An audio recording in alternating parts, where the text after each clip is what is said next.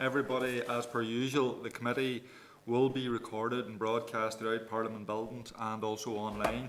So members are welcome to use mobile devices as long as they are in airplane mode and all devices are muted.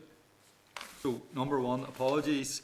Declan, the chair, has apologised, and as per Standing Order 115, Declan has delegated his vote to me for this meeting. So moving on then just to chair's business.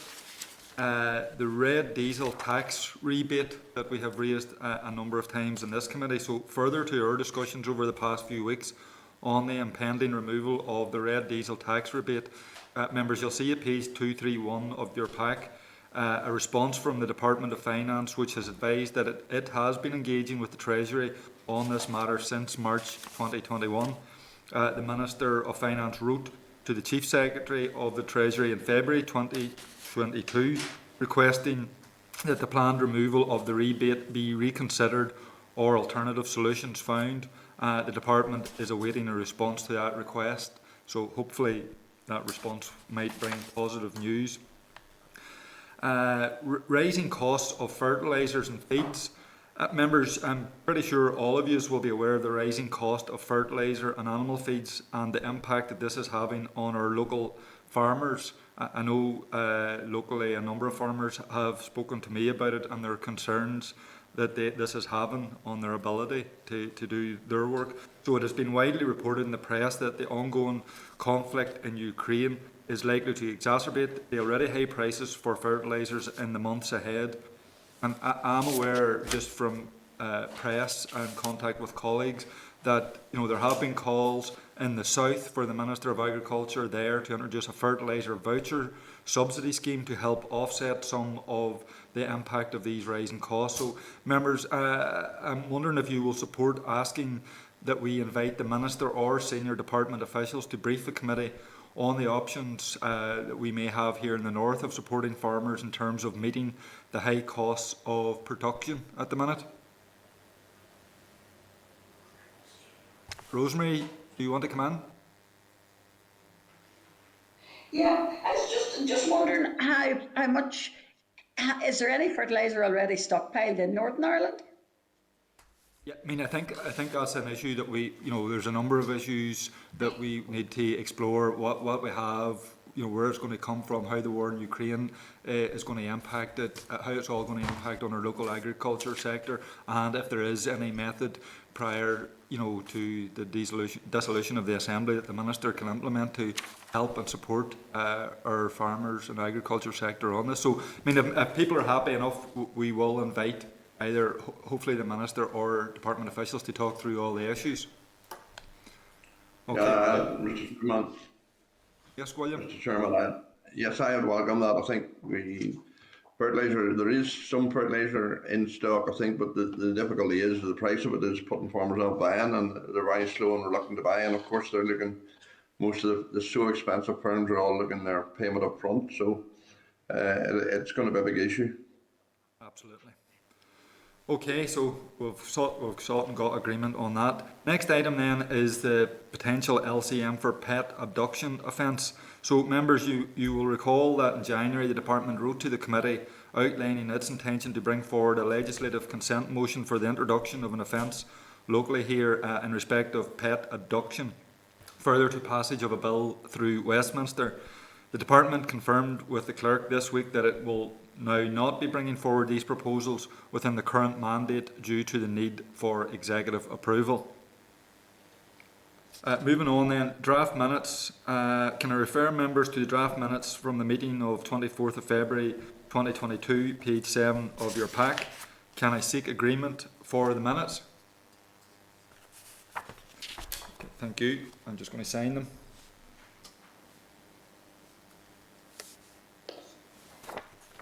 Return them. Okay.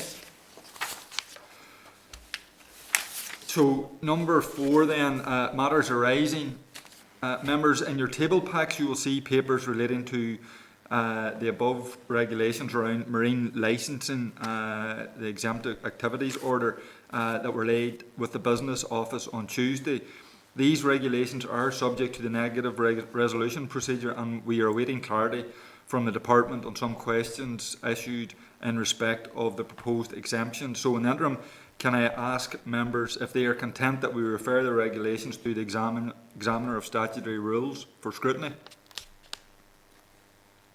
Okay, everybody's content with that. Number 5 on our agenda today is an oral briefing from officials from DAERA on the capacity constraints within the planning process. So, members, you will recall that we received 2 written briefings from the department in recent months in respect of the actions which have been taken to reduce the backlog of planning applications at NIEA, and that we had requested an urgent oral briefing with officials at our meeting on the 10th of February. So the department's response to our most recent questions on the issue can be found at page 19 of your packs. And for members' information, we are still awaiting a return from the Department for Infrastructure in respect of measures which it is taking. I would like to welcome the following officials to the meeting and invite them to make their opening remarks. Helen Anderson, who is the Director of Natural Environment Division of DAERA, Stephanie Miller, Principal Scientific Officer, Mark Hammond, the Head of Natural Environment Operations, and Keith Finnegan, Air Quality and Biodiversity Principal Scientific Officer. So you are all very welcome. I'm not sure who's going to take the lead, but if you just want to give just a brief outline and then we'll open it up to questions. Chair Helen Anderson. I'll take the lead and be ably assisted by my colleagues. First of all, we would like to thank you for the opportunity to address the committee this morning on the issues surrounding the department's capacity to provide speedier response times for planning consultations. Required improvements in the planning system are a long-standing issue in Northern Ireland, and that's been recognised by the recent Northern Ireland Audit Office report on planning in Northern Ireland. The department recognises that current planning performance is not good enough, and it is committed to play its part in making improvements happen. To put the current situation into context, it might be helpful to consider how we've actually arrived at this position. Although there have been issues in the planning system for a long time, over the last 24 months, DAERA was faced with the perfect storm of rising planning consultation receipts, those consultations being more complex in nature, the pressure of dealing with Brexit, requirements to develop and adapt to new working arrangements associated with COVID, and significant loss of staff experience and knowledge due to developmental and promotion opportunities in other teams. So, and we know that those were not unique to DAERA, but they are part of the backdrop against which we were operating. So alongside those issues, I think it's worthwhile just remembering that DAERA is unique as a statutory consultee.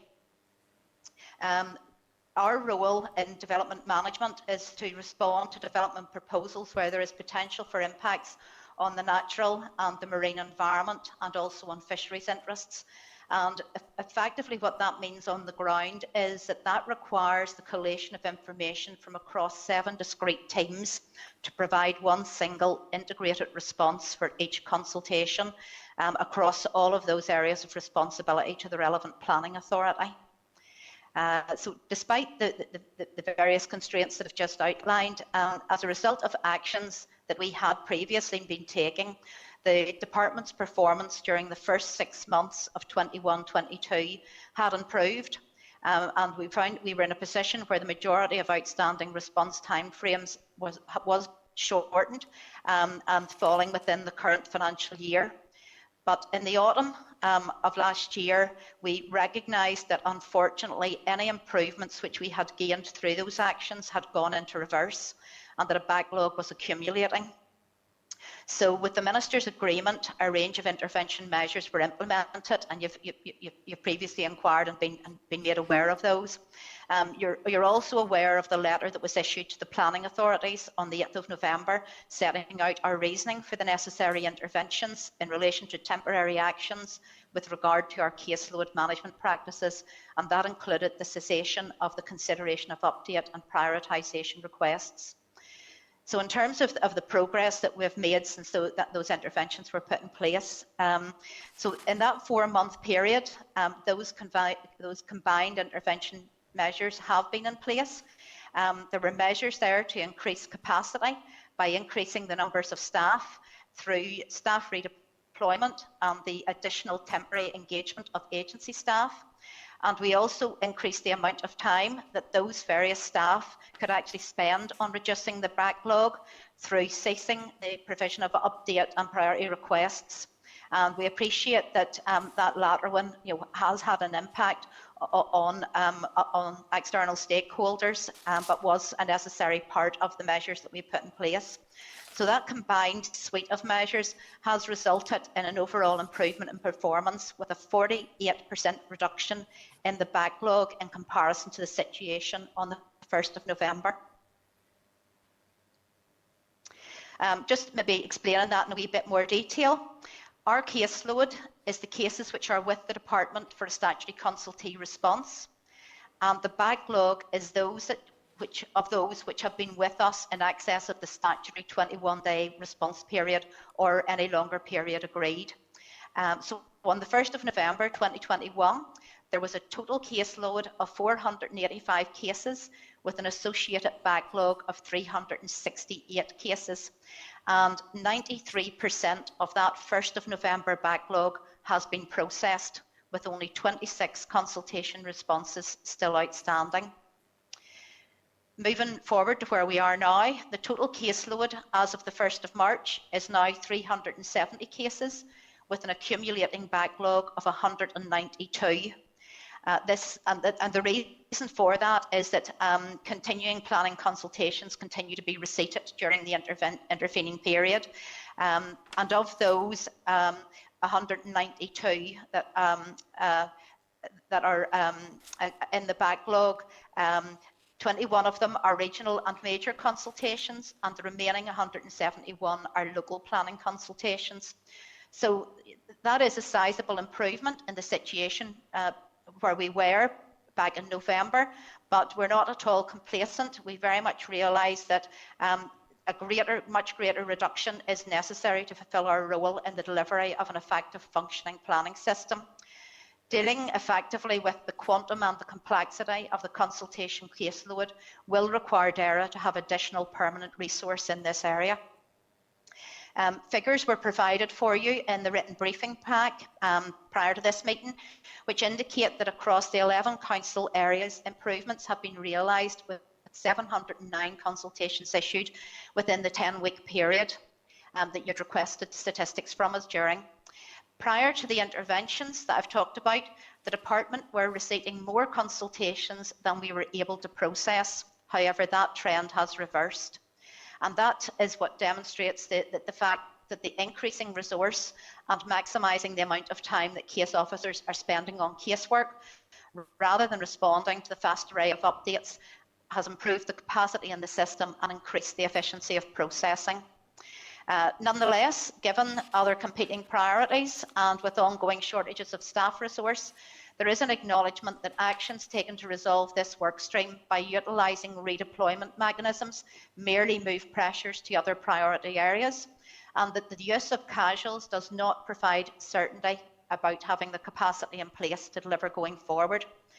So the department recognises the scale and the importance of this issue.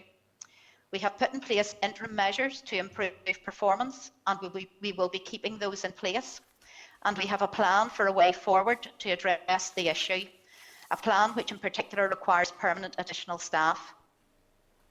So on that way forward that we're thinking of, NIEA has identified resource requirements to realistically respond in a timely manner to consultations received, and we have made bids for this resource in the ongoing budget exercise through the department. The realisation of this will, of course, require budget to be available through that exercise.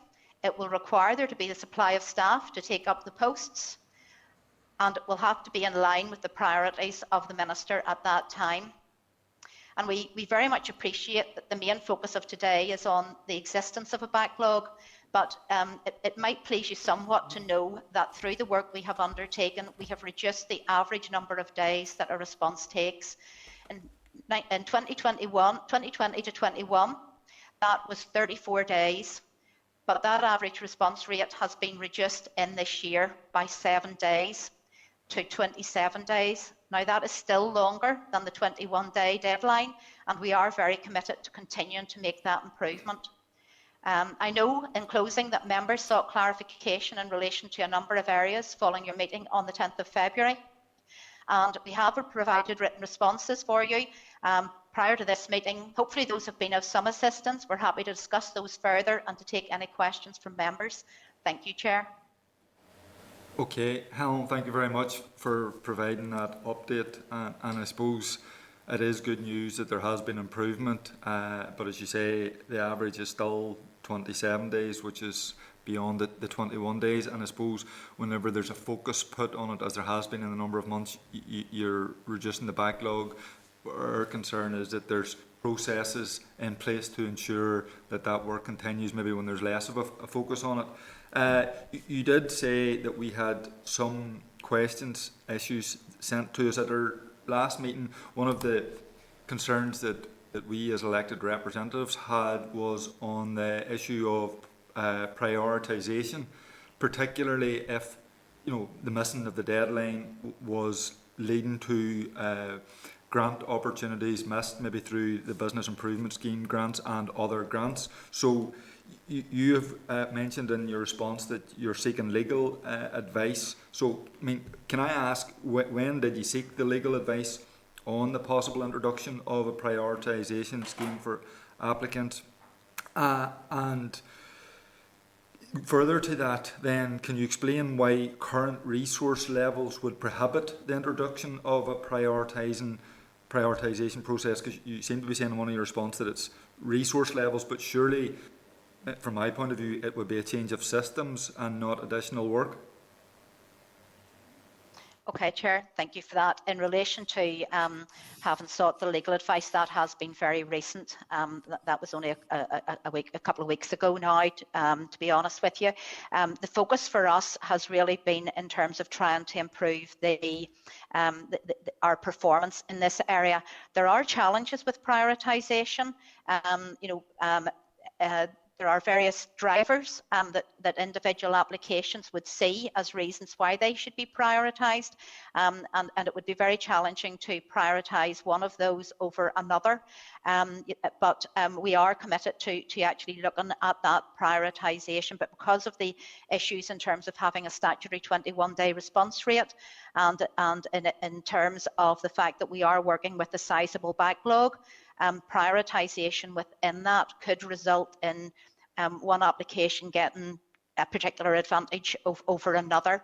So we are very much focused on reducing the backlog, but are taking that legal advice. We haven't had a response to the legal advice, and we will come back to you on that once we have that advice and are clearer on what the options are for the way forward.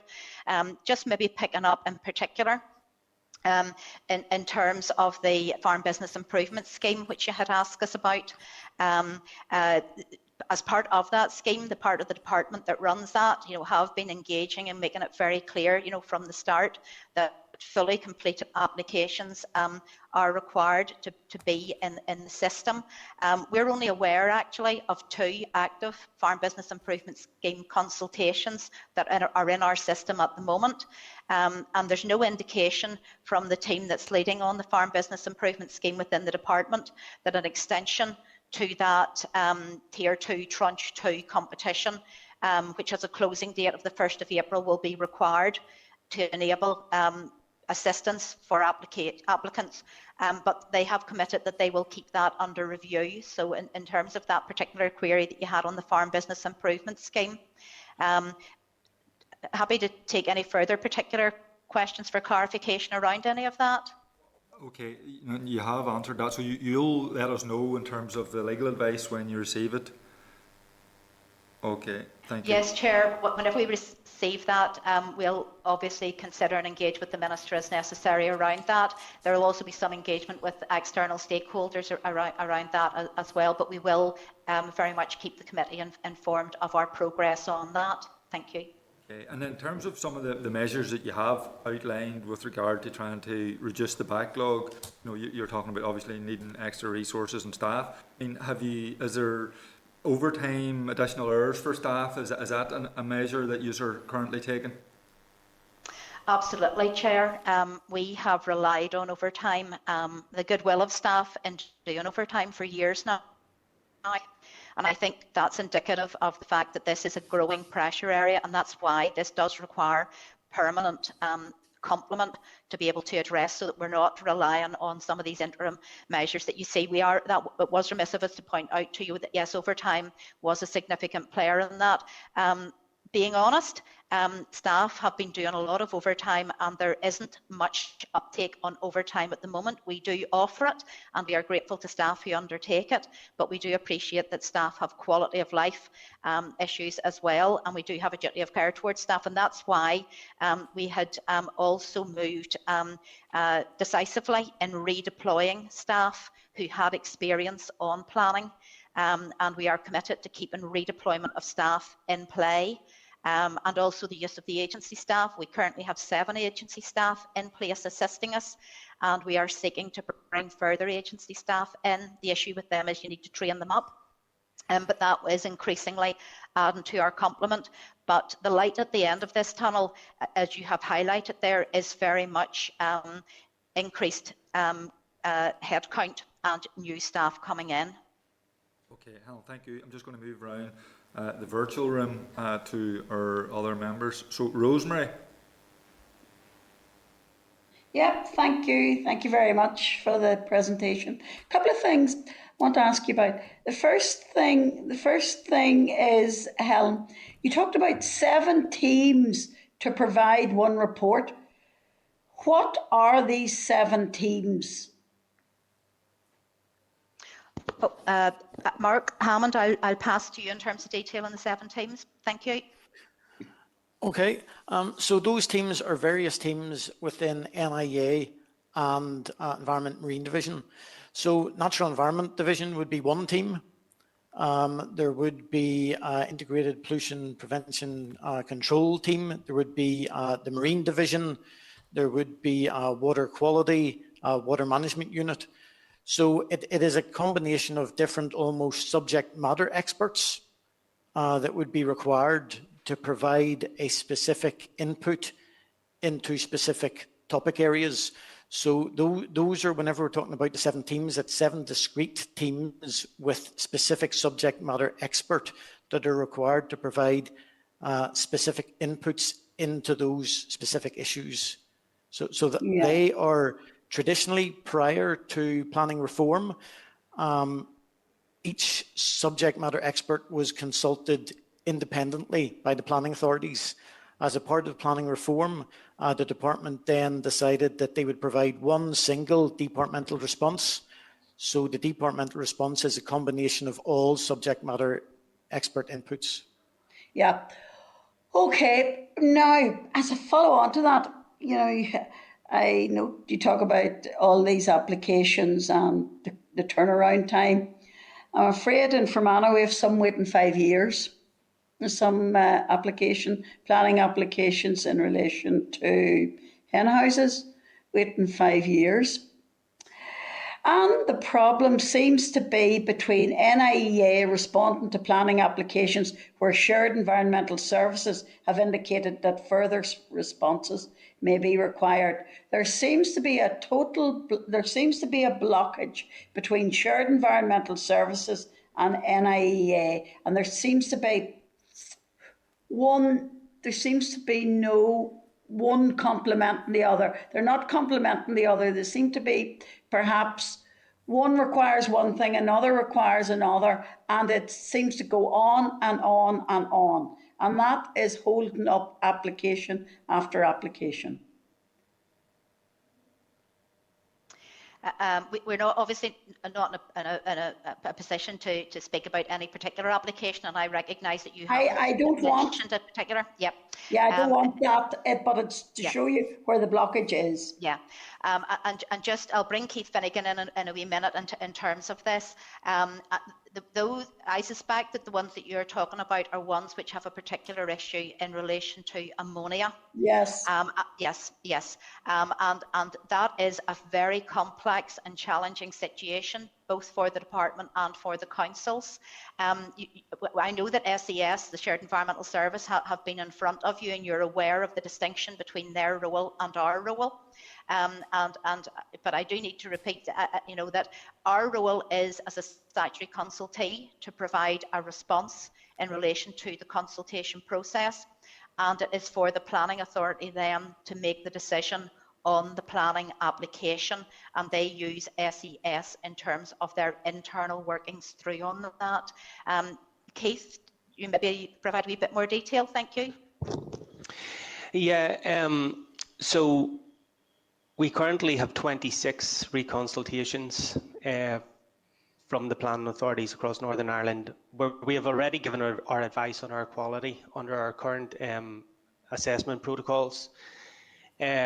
The ministers previously stated that we will continue using that policy until the ammonia consultation is complete. As you know, SES take a slightly different view with regards to the assessment of air pollution in some cases. In cases where they disagree with us and the advice we have given, they reconsult. Our understanding is that there is no impediment to the councils making decisions on those 26 cases in the absence of a further response from the department.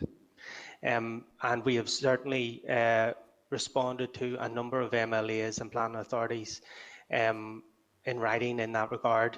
So there's no reason why the councils can't make decisions on those 26 cases in the absence of our further advice from us. There is admittedly a reluctance to make decisions on those cases because they may be controversial in nature. That's the problem, and this is what's holding up. There is a reluctance. You're right. There's a reluctance. So how does one get over that? Sorry, I was just going to say it rests with the planning authority. They are the body who can make that planning determination. And just on a point of accuracy, it's a very small point, but I want to make sure that the record is accurate. That 26 is actually just reduced to 25 there. I got an update yesterday, so it's reduced to 25. Keith, you were wanting to continue, thank you. Yeah, I'd just like to make the committee aware that we are working hard to rectify this issue. We are working with regards to a new air pollution assessment tool, a pilot of which will be demonstrated in Northern Ireland this April, and hopefully that will go live early next year, and work on both the ammonia reduction strategy and a revised operational protocol for assessment of air pollution is nearing completion and hopefully will be published soon. Yeah, but you realise 5 years is a long time to wait to get an answer. Lots of things have now changed within that 5 years, and it's just very disheartening for someone that wants to try and go into business. Yeah, we appreciate that, both as officials, and we know that the Minister appreciates the issue that is there. Thank you. Thank you. Okay, just on that point, because I have dealt with some of these issues from a constituent point of view, so I should declare that. But what you're saying essentially is that you are given a recommendation, and in these cases, or in some of these cases, SES differ from your recommendation, reconsult. So it's kind of then up to the council to decide whose judgment it takes, yours or SES. Is that an oversimplification of the issue? Chair, that is a slight oversimplification of the issue. So, as you know, the councils are the competent authority. They are the decision maker. It is their job to undertake the environmental assessment based on advice of the Statutory Nature Conservation Body, which is NIEA. If they depart from our advice, they are required in their assessment to provide cognizant reasons why they're departing from that advice. And in those 25 cases that we have been reconsulted on, they have departed from that advice and they are asking us, do we agree with the outcome of the assessment? Now, we are operating under specific policy in regard to our assessment of air pollution, and they are operating under a different assessment mechanism at the minute, and it's difficult for us to respond to those cases under those constraints. But as I said before, it is entirely possible that provide in the assessments that are undertaken by the councils, where if they give compelling reasons to depart from our advice, they can make that determination and grant permission or refuse permissions on that basis. Okay, thanks very much, Keith. John Blair.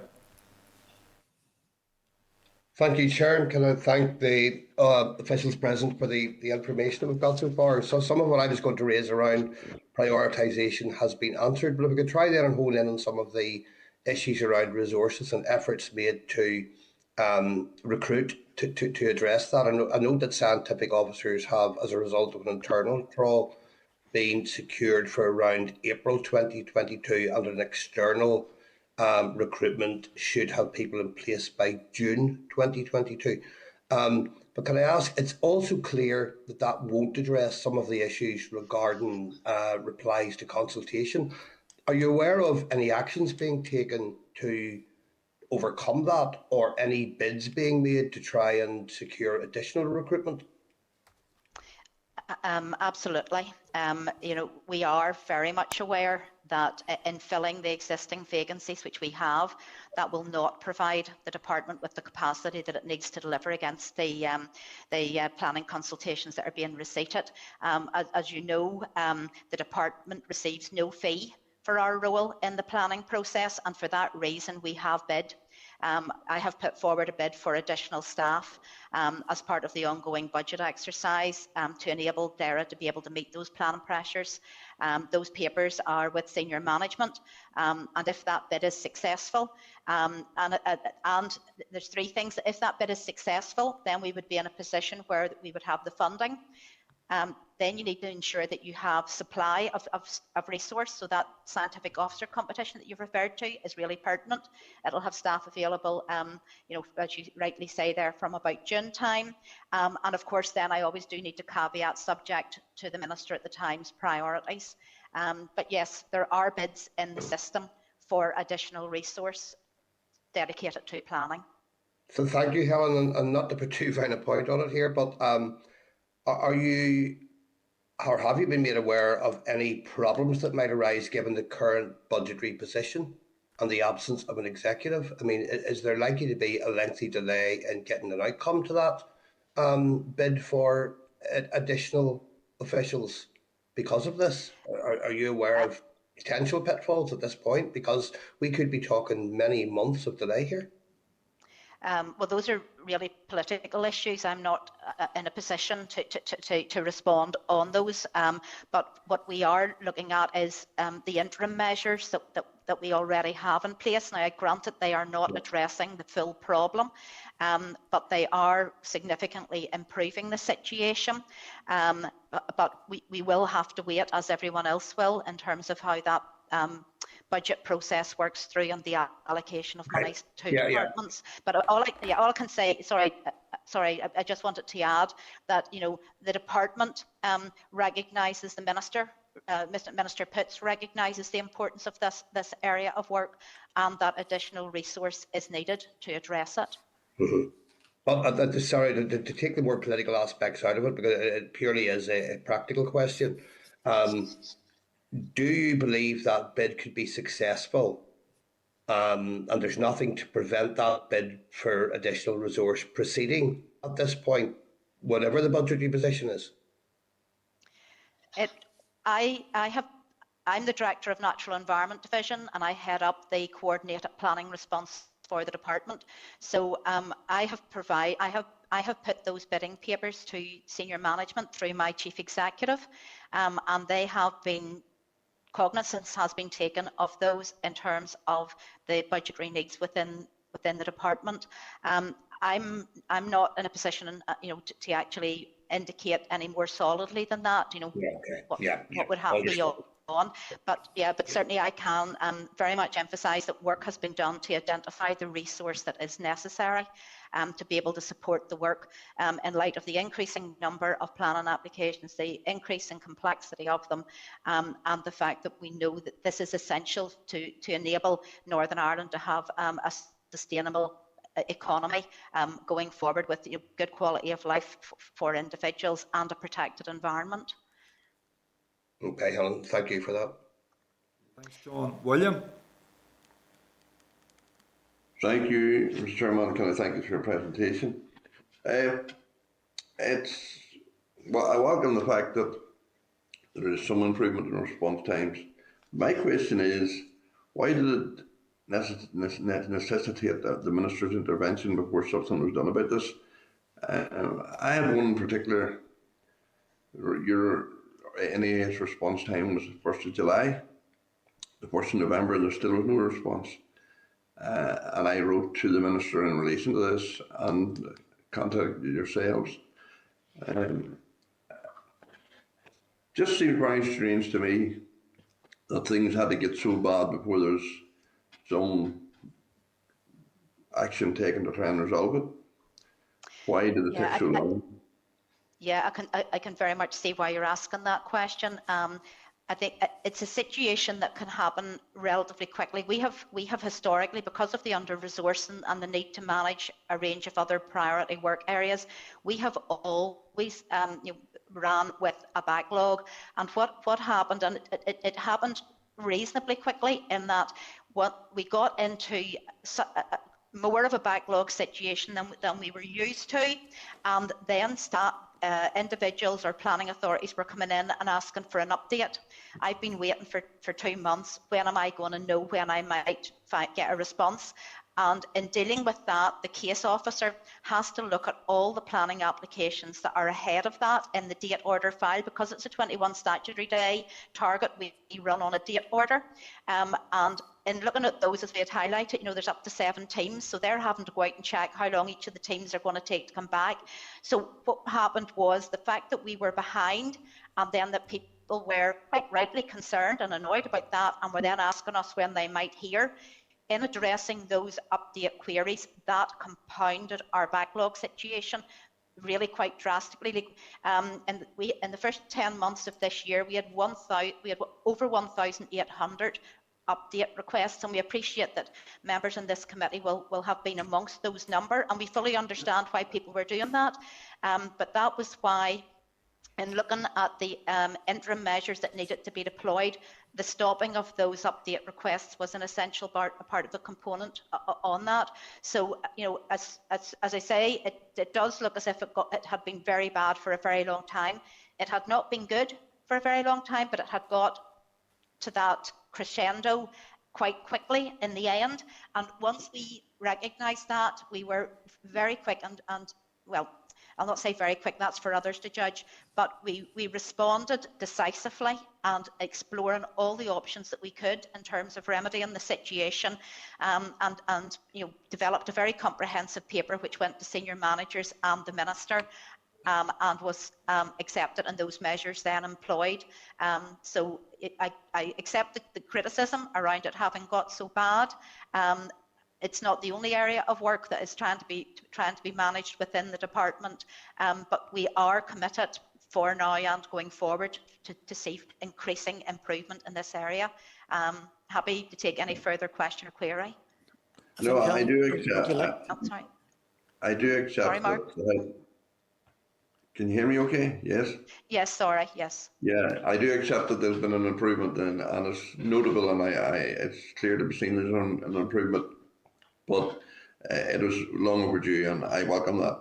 The one other question I want to just ask you, and you touched on it in relation to the Farm Business Improvement Scheme.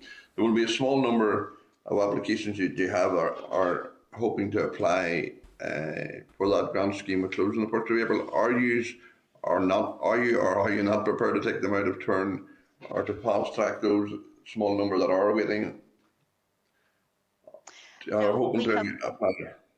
Yeah, we have held the line, and the Minister is aware of this, that we are not prioritising. But with the measures that we have, those interim measures that we have in place, as I say, we are hopeful that they will be able to be dealt with within the time frame, and the indications that we checked with the team within the department that run that scheme, and they have indicated that they're not aware of any pressures to require an extension to that, but they have indicated they will keep that under review. So I suppose in response to your question, there's the issue of how quickly they get done, or there's the issue of whether the deadline for that scheme is extended, and the department is looking and seeing and will address as appropriate in terms of that. I'm conscious that Mark Hammond had wanted to come in on the last point. If you wouldn't mind, Mark. Okay. Okay, yeah, it was just in relation to the query about the backlog and we suddenly had to do intervention measures. It's just to make clear that even prior to that, we weren't just running as business as usual.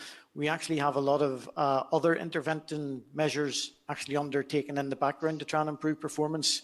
That includes looking at reviews of our advice and guidance, looking at our case management practices, increasing our stakeholder engagement, developing monitoring, reporting, and engaging in IT improvements. So although we have put these intervention measures in, there is a lot of other measures that we're undertaking in the background to actually try and improve performance as well. So just thought it was to highlight that it wasn't just a sudden issue. It says we are undertaking other measures aside from the temporary measures have been put in place to address these issues. Just one quick further one, and I don't want to hog this. In relation to NEA requesting further information or a reconsultation, does it still have to sit in the queue, or can it be looked at quick? If there's a reconsultation in relation to an application where NEA requests more information, or there's an issue and have to be reconsulted, does that still have to wait in the queue?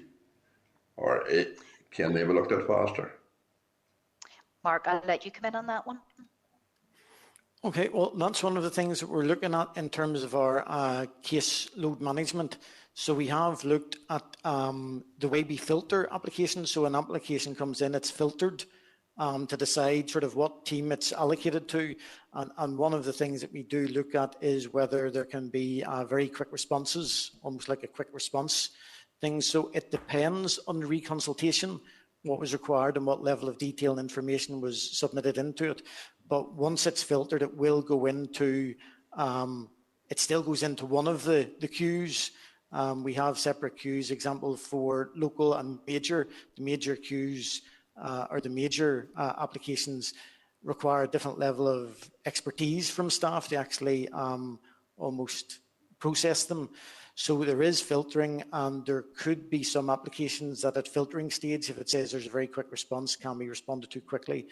But even a lot of reconsultations involve a degree of complexity in relation to the information that's being provided. That means it wouldn't be responded to in the quick queue. It would actually still go into the queue of either it'll still go into the date order queue. It isn't jumped in front of other ones.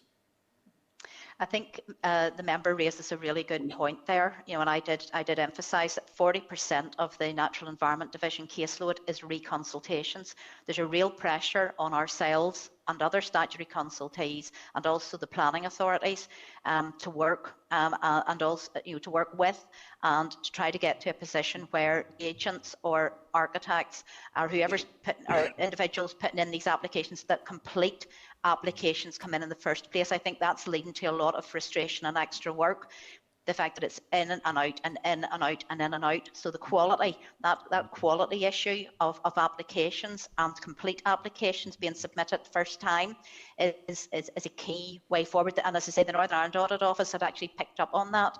So that is a key issue, not only for us as a statutory consultee, but for others. There's just one issue. I know it's maybe in relation to SAS on this issue. I just come across it last week, where a chicken farmer was exporting his litter to the Southern Ireland, and Lions Council said there's no issue with this, but now SAS seems to have an issue with this. And it's outside the jurisdiction of Northern Ireland. What? Yes, we are aware of that issue. Mark, I'll bring you in again. Yeah, I think I'm not too sure of the details of SES's engagement with that, but it is one of the things that has to be considered if someone is putting in a mitigation measure within their planning application, that the mitigation measure includes export of manures to the Republic of Ireland. That export of manures to the Republic of Ireland has to be considered, and the impacts of that have to be considered within any assessment. So I assume that SES is that's what their consideration is. It's a consideration of the impacts of that export and how that influences their assessment of the application. Sorry, I don't know the specific details. Yeah, it seems to be a change of tack because it's the first time I come across that. Okay. Okay. Thank you, anyway. Thank you. Thanks, William. Thank you. Helen, just in terms of some of the things that Mark outlined there and you have outlined previously in your evidence, in terms of the internal service improvement measures, you've committed to giving written response with regard to the legal advice. Can we maybe get a written response in terms of those internal service improvement measures? What are they and have they helped beyond this meeting? Absolutely, yeah, absolutely. We have an action plan around those, so very happy to do that around procedures, guidance, the additional resourcing. Yes, absolutely, Chair. Grand job, thank you. Patsy? Thanks very much, Helen. Good to see you. Just could you give me an indication, please, Helen? Just I want to get a bit of a clearer picture in this, please. I wanted a picture just of what existing staff levels and budget that you have at the moment, including the officers who are required to do some of this more specialist stuff. And if you could give me an indication, please, just as to the level of bid that has been made for extra resources and potentially what extra staff that is anticipated could deliver. And then if you could, I want to take it a stage further. We're going through, as you know, two, at this stage anyway, climate change bills. Has that bid for extra resource included what inevitably will come your direction, because that's the specialisms that you're in? Not exclusively, but I would reckon there'll be quite a bit coming your direction. Did that bid make provision for the current situation of the backlogs that people are experiencing, or has it made an anticipated bid for what's likely to be coming and the extra work that inevitably will come your direction and others around the climate change legislation? And then finally, just if you could give me an indication among your waiting list there, if there are cases which are outstanding for an extremely lengthy period of time, and what's being done to resolve those, and some sort of an insight generally if there are specific issues there, say around, if there's I don't mean specific issues which are individual to each outstanding case. I mean if there's a pattern there of, say, maybe councils not getting back in time, or agents or professionals not submitting enough detail, which is contributing to that extensive backlog. Please. Thank you. Okay, I've made some notes, so I'll do my best to try to work through those with the help of my colleagues. And if there's anything we missed, please come back at the end. So in terms of the resource that we have at the moment, we have 21 permanent staff in place, and we have 7 casuals employed for a period of time, and then we have redeployed 6 staff to assist on a temporary basis until we get to this better landing pad. I'll come back to Mark Hammond in terms of breaking those down in terms of the specialisms. So Mark will pick that up at the end. In terms of the quantum as to what we have bid for, we have bid for 23 staff, and that is future-proofed. That 23 staff looks at the improving the level of service to where we estimate it needs to be, and it takes account of the likes of the green growth as well. Now the climate change, there will be there's quite a bit of overlap around all of that, I suppose, in terms of the biodiversity and the environment strategy, so the biodiversity strategy, the peatland strategy, the green growth strategy. So in and around those various pressures, you're quite right, a lot of those will require sustainable development to go forward. So that bid has tried to roughly estimate what that would look like, and that bid seeks to cover for that. And in terms then of the waiting list, that's back to the backlog.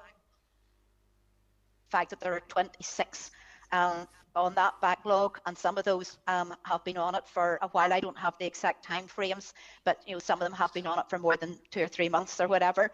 And on those, staff are working on them, and there are issues around the complexity or the particulars of the applications themselves.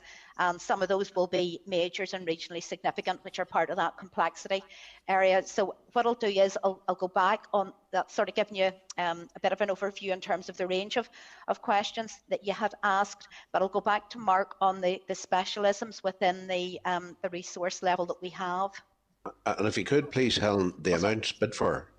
Maybe I missed that there. Well, yeah, sorry, no, you didn't miss it. The amounts bid for, I don't have an accurate figure around that. No, sure, it's okay. We can get that. You can supply that to us. Thank you. We can come back to you on that if that's okay. But you're probably talking somewhere between 1 and 2 million. But we'll come. That's a broad church, so we'll have to come back to you on that one. No, that's okay. Yeah. Sorry, Mark, if you could be the specialisms. Yeah, well, just like to highlight that whenever Helen was raising level of staffs, the specific specialist area that Helen's been referring to is the Natural Environment Division within DAERA. So whenever we did all our monitoring and reviewing, that was the area that we've identified that there are particular capacity issues within. So whenever Helen has been referring to that staffing number and the required staffing, it is primarily within Natural Environment Division. Mm-hmm. In terms of engagement and the issue about trying to improve the consultation process, one of the key things that we have looked at is reviewing and amending our current environmental development guides that we have online to try and inform applicants and planning officers about the information that we are required with an application to enable us to assess it fully. So we're trying to make sure that those guides that we put up are more user-friendly on the DAERA website, trying to include things like flow charts in them so it's clear what process should follow, and also introducing clear navigation tools so that people and the planning authorities are aware of what information is online and is provided. What we're also then doing is, as part of the monitoring work that we're undertaking about the applications coming in, we're trying to identify particular areas that we think there's areas for improvement on, and areas where we think we could reduce potentially the number of unnecessary consultations at the department. One of the key areas in those regards is in relation to single dwellings. We get a high number of single dwelling applications, which, whenever we look at them, potentially could have been decided before consulting the department. In relation to that, we have therefore produced new standing advice, and it's based on a risk-based approach. And we've also then tried to build capacity within the Council's violence awareness session for the planning authorities in autumn 2021. And that was trying to help them build capacity within themselves in relation to that specific type of application. We're also intending to prepare a consultation checklist, which is in development, and that will again be an easy list to try and highlight to people what information applicants and land agents should be providing whenever they are considering biodiversity issues with their applications. In terms of further stakeholder engagement, one of the key things that we put in place there was to ensure now that we have a client liaison officer for each individual planning authority. And that is to try and have a couple of meetings each year with the planning authorities and looking almost like at the information we've gathered about their consultations with us to see if there's any improvements that we can make and to see if each other have any problems with how we are processing applications, to see if there can be improvements in those regards. So I think that's just a flavour of some of the things that we've put in place, both to try and rectify the quality of information that's submitted to us, and also engagement with local authorities. Yeah, thank you for that, Mark, and Chair, with your forbearance, if I could maybe just ask for a bit more detail. You identified a certain area where you needed extra staff. How many posts, how many extra posts have you bid for there? And then secondly, I was actually going to come on to the area that you were talking about there, about the local authorities and the capacity building within local authority, because I noticed on the figures there that the ABC Council seemed to have a lot of consultations coming your direction by comparison to other local authorities, and I don't know whether that's because there's you'll be aware of the drill down impact, whether that's because of a lot of consultations which are coming your direction. I'm sure many of the councils have capacity within their own staff to deal with these, because many of them there will be quite a bit of an overlap in their training and development need qualification to the staff that you might have there in some councils. So it's how you avoid a situation where consultations are coming your direction that don't need to come your direction, and then secondly, that you have the full capacity and staff to deal with those that come your direction. So what sort of numbers have you bid for around those specialisms that are required, please? Just hello. Hello. Hold on a minute, Patsy. I think we might have had a technical glitch with some of our. No, I was just in full flow there too, huh? Unmute this. I don't know if they can hear me. Chair, the room is our room is unmuted, but all of the officials appear to have dropped off temporarily. Okay. Perhaps we could suspend proceedings shortly and see if they rejoin. Okay. Suggest that. Do the members hear what Nick has said? So what has happened, some technical issue has caused our witnesses to drop off the meeting. So whilst we try and resolve that, we are just going to, well, I don't think we should start taking the next oral evidence. What I am going to suggest is that we maybe move to item 7 on our agenda, just while we try and overcome that issue. So at item 7, members, page 34 of your pack is a written update from the department on the potential introduction of a register in order to mitigate the risks of persons banned from owning or keeping animals from acquiring an animal. The department advises that officials are finalising their proposals, and there are key issues including compliance with data protection legislation and disclosure of information, and intend to provide advice to the Minister in the coming weeks. So can I just ask members if you're content to write to the department to clarify if a way forward in this matter is likely to be determined before the end of the mandate? Okay, people are happy with that. So I see our witnesses coming back online. So Patsy had asked for a number of further or add-on questions there to Mark. So I'm not sure. I see Keith and Stephanie and Helen. I'm not sure if Mark is. Yeah. Go ahead, Helen. Yeah, sorry. I think Mark and I were thrown out there. He has texted me. He's still trying to get back, and I could pick up a wee bit on that. And if need be, we'll come back with further written detail. So in terms, you were asking there about the resource allocation to particular areas, and as Mark had outlined, the bulk of the problem, or the bulk of the resource lack of capacity, is in the Natural Environment Division. So out of that 20 of those staff are for the Natural Environment Division. Okay. So we can provide clarity, that's the clarity in relation to that. I see Mark's back. And in terms of the capacity building with the local authorities, there is particular work that has been done on that. Mark, I'll let you pick up the detail if you are back in. Yes, hopefully you can hear me.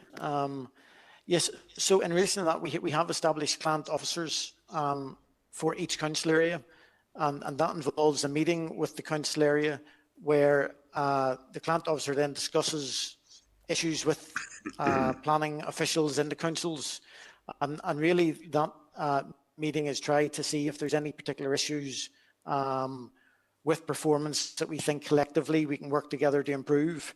and that may be highlighting, we noted that there's a large proportion of applications of a certain type that we're seeing. I'm trying to tease out the reasons for them to see if there's improvements can be made.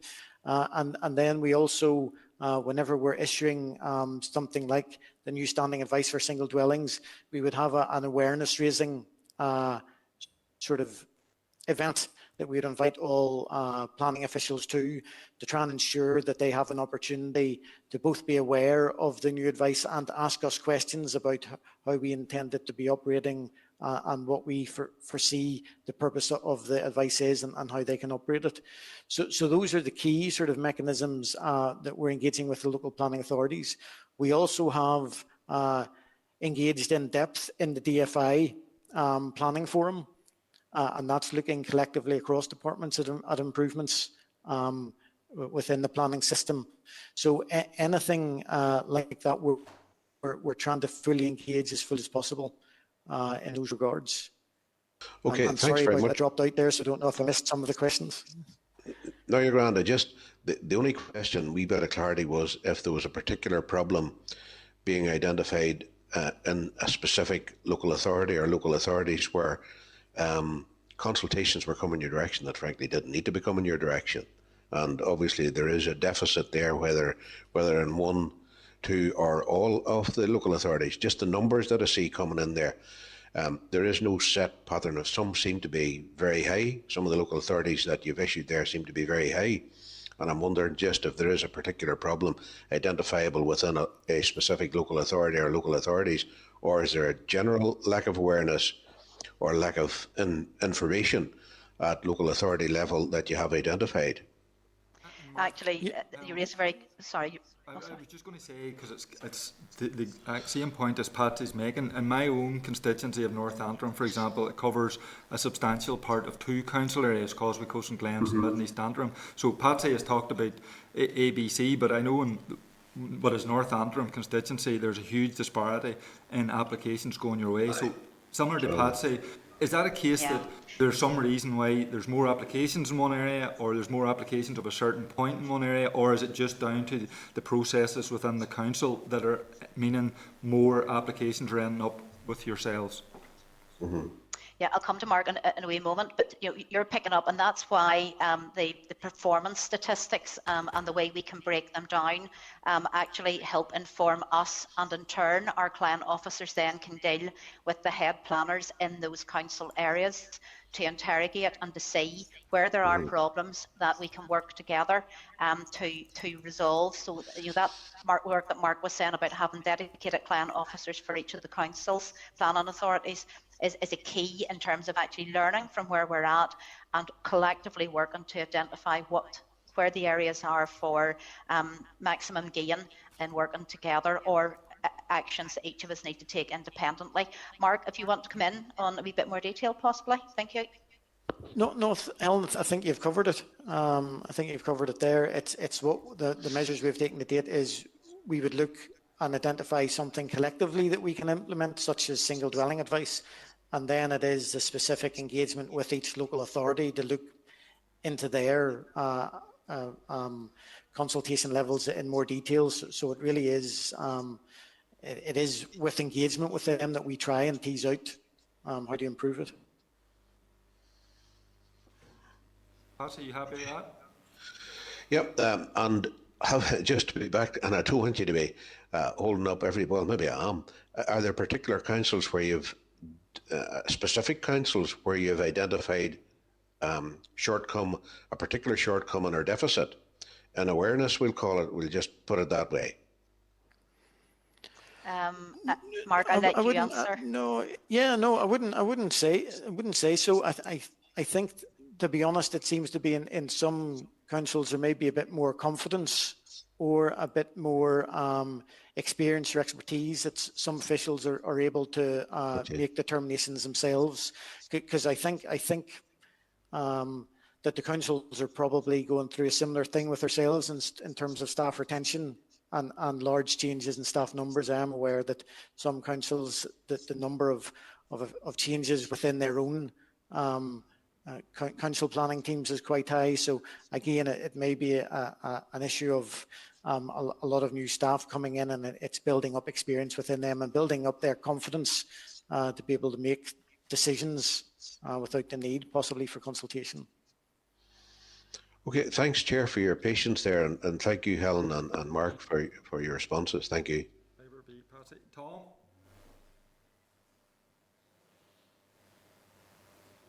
Yeah, Chair, thank you, and thank you folk for your presentation today. It certainly is a bit enlightening as to what is actually going on there, because it really is a thorn, I suppose, in the flesh, if you like, whenever you're looking at a planning application and you go to planners and they say, well, look, the problem is with NIEA, it's their problem. We can't get the response from them, and that's a situation that we find ourselves in. Can I ask you, out of the staff that you currently have at the minute and the number of teams you have, are all those staff within the office environment, or are still some of those working from home?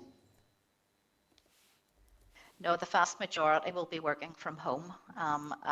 We have they have access to office accommodation, obviously, but we have not noticed there's been no dip in terms of performance. The IT systems are very good. This planning work runs on an IT basis, so certainly the working from home has not in any way hampered our productivity or our performance in this area, if that provides reassurance to you. The civil service as a whole is moving towards a new ways of working approach, and we, like the rest of the civil service, will move forward on that as appropriate. Okay, thank you for that. Well, my next question was actually going to be how is performance held up, but obviously you've answered that. There's another issue with regards to the applications that come in. Some applications come in, NIEA look at them and they respond back to the planners and they say, we need further information on this, obviously, because there's not enough there.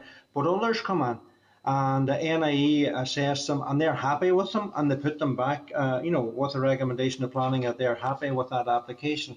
However, when SES looks at it, they throw it back again, and planning puts it back to NIEA because they have saw something that they're not happy with or whatever. Have you any idea what percentage of applications in that category come back to you again for a reassessment? Maybe not only once, maybe twice, or maybe more.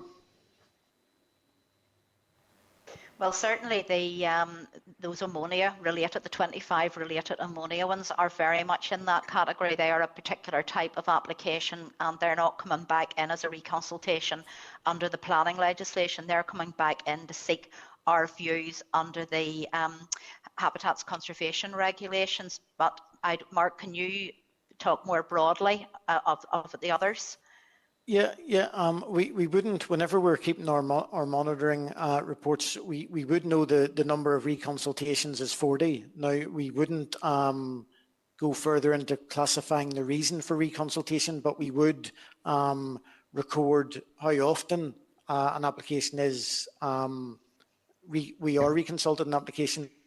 So, for example, in 2019, 2020, we did have one application that we had were reconsulted about 7 times, but so we can break the statistics down into the number of reconsultations. For example, 2019, 2020, we had 159 applications that we were reconsulted about 3 times. And the year to date, we've had 137 that we've been reconsulted about 3 times.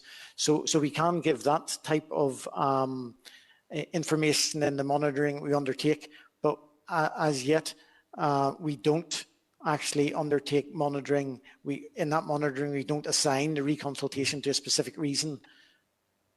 Yeah, and out of those applications that come back that you look at again, there's a number of those that I know that comes through again, and there's no, so far as your view on them is and so forth, there's no real change on them.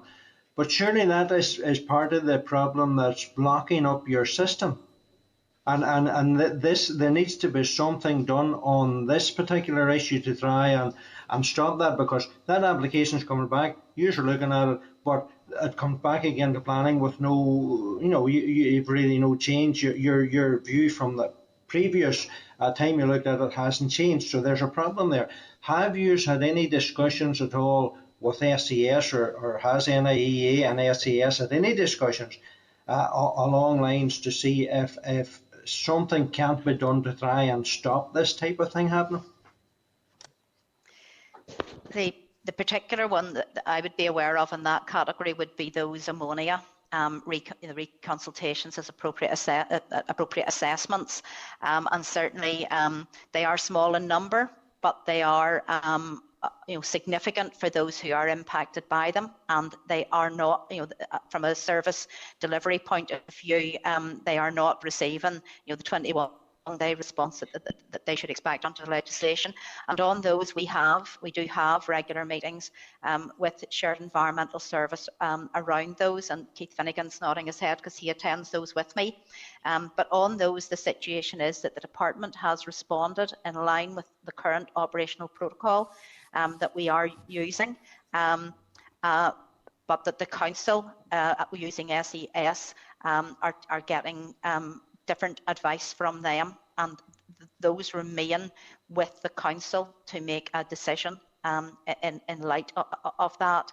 I'm not aware of the particulars around other applications being reconsulted and us holding our line. And usually we provide, under the statutory consultee responses, we provide a consultee advice, and it's up to the planning authority to take that into account alongside all other statutory consultee advice and their own advice in making a decision. So unless Mark has an answer, we would have to look at the question you have raised, if there are issues out with the ammonia, and come back to you. I don't know if there's anything further you can add. Yes, Keith. Sorry, I was just going, another reason why a reconsultation may come in and our advice wouldn't change is where it's in response to an objection or a concern from a constituent with regards to a particular impact from a development. In those cases, we would obviously investigate the potential complaint, but the response may be that our previous advice refers, and there's no change to it after the review. Thank Okay, you, well, yes. you can see the difficulty this is having when they're going to and fro between SES and NIEA, and that's holding back the application getting then being determined by planning a service. And I have one that just got approved there the other day, and it's 7 years in the system, and that's for a farmer who's seeking to upgrade his farm business, if you like, to cut down on carbon footprint and all of this type of thing, and ammonia and everything, and to help in his farm business. And as we move forward with the climate change bills and everything, farmers needs to be they don't need to be held back, if you like, and seeking to get making improvements to their farm businesses if they want to comply with the climate change bill. So there is a problem here that's going to have to be addressed in order to try and get these applications through much quicker than they're going. Yes, and the one that you have, not the particular case, but the generality of that type of case is back into that situation with regard to ammonia. And as Keith had highlighted, there has been extensive work done in terms of a comprehensive ammonia strategy, which is being finalised, and part of that includes a proposed new set of rules and operational protocol for consultation. So the progress in terms of that going out to consultation will help to find a way through with that, through taking on board consultee responses, and then the department making decisions and acting, and other stakeholders such as SES being able to take that into account. Thank you. Okay, thank you, and thank you, Chair. Thomas. Rosemary, you want to back in again? Thank you. It's just to follow up on what Thomas has said. Yes, there are regular meetings between NIEA and SES, and Thomas has described it very well, this batting back and forth. Is there nowhere that NIEA and SES can sit down together and give a fulsome answer to the planning authorities in the council so that they can progress this planning application. That seems to be, Tom has mentioned it, and I know where Tom's come from, and I'm having exactly the same problem. So I cannot understand. You talk about an ammonia strategy coming, and yes, it is coming, I understand. But in the meantime, can NIEA and SES not work through these differences of opinion? They're both supposedly professional bodies. They're both seem to be looking at the same issues. Surely they can both agree to arrive at an answer that suits both parties and send it back to planning. I'll bring Keith Finnegan in a minute in terms of that. In terms of how the department is currently handling its assessment of ammonia and nitrogen related air pollution, the Minister has indicated to us as officials how we are to do that through the continued application of the existing operational protocol. And that is the basis on which we provide our responses through the consultee process. The councils have their own obligations as a competent authority in terms of making the planning decision, and they take advice from SES on that, and SES are informed through their own expertise in terms of the advice that they provide. There is a difference there in what is working through, but the department, DAERA, can only provide its advice as a statutory consultee. We put that guidance, that operational protocol guidance out as the statutory nature conservation body for competent authorities to take into account. But it is a separate decision for the council, and SES is part of the council setup in terms of how they handle, how they consider things and the decision that they come to at the end of the day. I've probably said a bit more than I thought I would there, Keith. I don't know if there's anything further you want to add to that. No, I think you've covered it well, Helen. Just to say that the environmental assessment that the councils have to undertake as competent authorities is required to show the absence of environmental impacts. And that's where our difficulty arises. We are already seeing environmental impacts. So when a project comes forward that has the potential to increase emissions or increase discharges, and there are already environmental impacts, it is extremely hard for the councils and SES to make a determination that there's an absence of impacts in addition. That is hopefully what our new strategy and new assessment protocols will help address, working with the sector to bring down the existing backgrounds that will allow those sustainable developments to go forward with increased mitigation, increased ammonia reduction measures to make both the sector more sustainable and to improve our most protected habitats. And that's what we're working towards. Yeah, I know what you said you're working towards, you're hopeful. You know, I think you have to be more than hopeful. I think it has to be successful in going forward. We can't have these two bodies working against each other and holding up applications for 5. Tom mentioned 7 years in his case. I'm 5 years in my case. You can't have those two bodies working together. And meanwhile, who's out the expense? Only the person that's put in the application form for all the various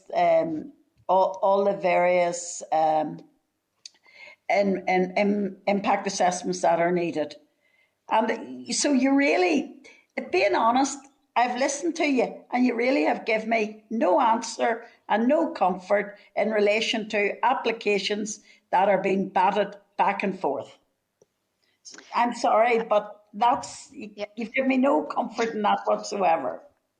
No, this is a very challenging issue for the department and for councils, and it is a very challenging and frustrating issue for applicants and for members. We fully appreciate that. DAERA cannot direct planning authorities. They are a competent authority in their own right. So, and in every case, then about you mentioned the word hopeful.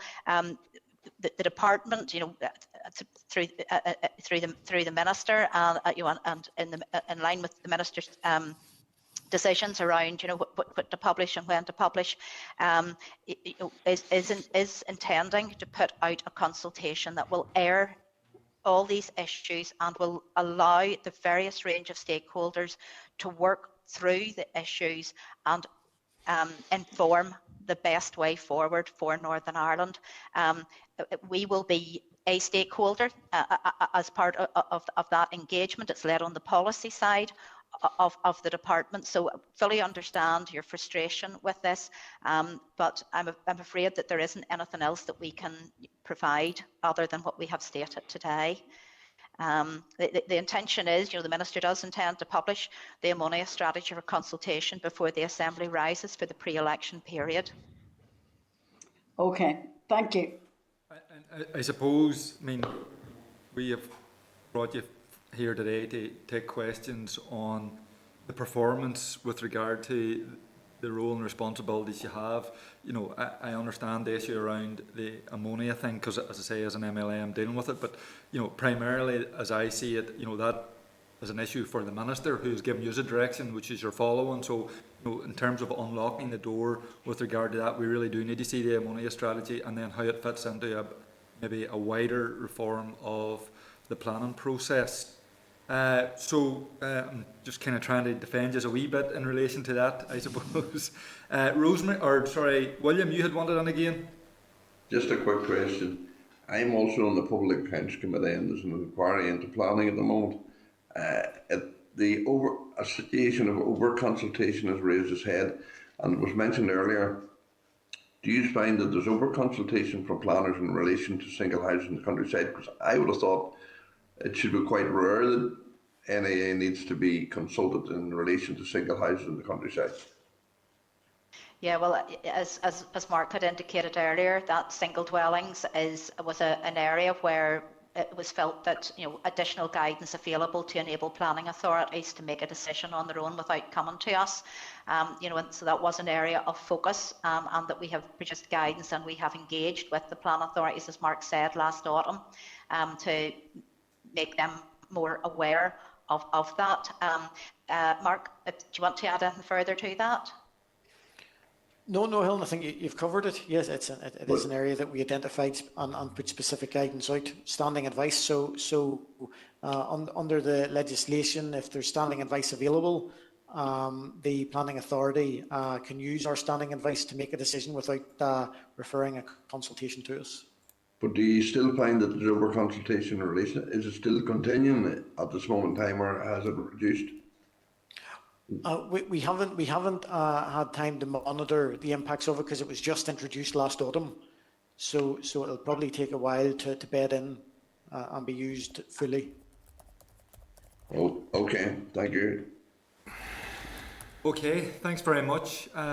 That was been very useful, and also you have agreed to some follow-up written correspondence, so we'll look forward to seeing that. So thanks again to Helen, Stephanie, Mark and Keith for your being with us this morning and giving so fulsome answers to our questions. Thank you. Thank you very much, Chair of Committee.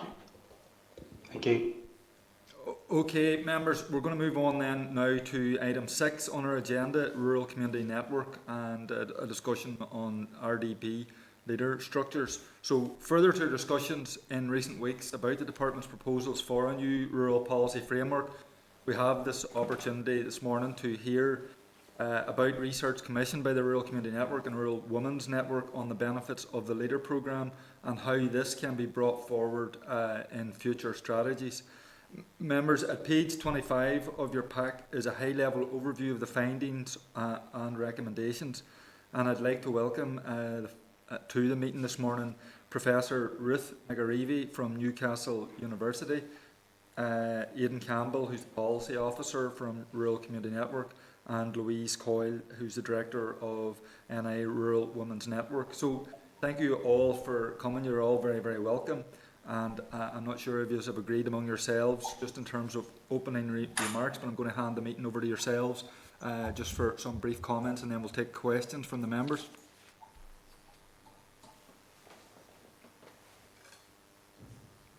You all there? Can you hear me? I think you might be muted, Aidan. You might have to unmute yourself, Aidan.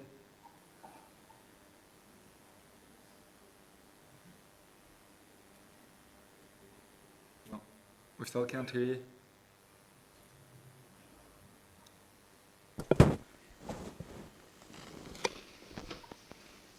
Chair, we've been advised that the issues with Aidan, and it might be worthwhile him logging out and then again.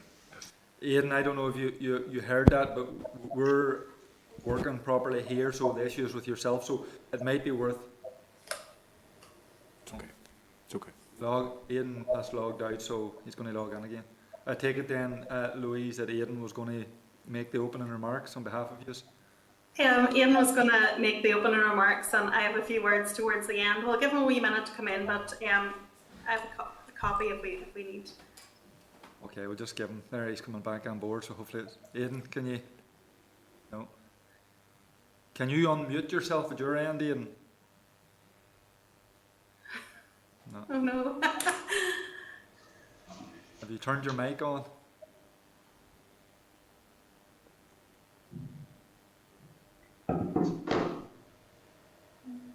Maybe taking your earphones out, Aidan, might work. That'll happen to me once before. The earphones threw it off. Doesn't seem to be working. No. I have a copy of your opening remarks. Do you want me to go ahead, Aidan? Yep. Steal your thunder. Louise, can I just check you can hear me, because I can't see myself on the screen? I can hear you. Yep, we can hear you. Yep, we can hear yourself. Okay. So, Louise, Okay. if you want to pretend to be Aidan there for a moment. I'll pretend to be Aidan, a poor substitute, but I'll do my best. This research report is called Looking Back to Go Forward, and we really thank the committee so much for inviting us to come along and present the emerging findings from our research. The work was jointly commissioned by NIRWIN and by Rural Community Network, and the research has been undertaken by Professor Ruth McAreevy from University of Newcastle's Centre for Rural Economy, who will present the emerging findings from the research shortly. But also like to thank the Community Foundation Northern Ireland who funded this project. The presentation is based on emerging findings, and we aim to have the final report published by the end of May, which will be launched and which we will share obviously with the committee as soon as it's available. So why did we undertake commissioning the research? As members know, we have an emerging rural policy framework which has been developed by DAERA in partnership with stakeholders like ourselves using a co-design process, and which has been through the public consultation process. The Minister spoke about the need to learn lessons from LEADER and the importance of a bottom-up approach to engage local communities in his statement on the framework to the Assembly on the 1st of February. He said he's establishing an Oversight committee in the coming months, but conceded that it's too early to say how the programme will be delivered, and a range of delivery options is being considered. We believe that this research can make a really valuable contribution to that consideration. So there's a general plan for what a rural policy framework might want to deliver, but less work, I think, has been done on how it will be delivered.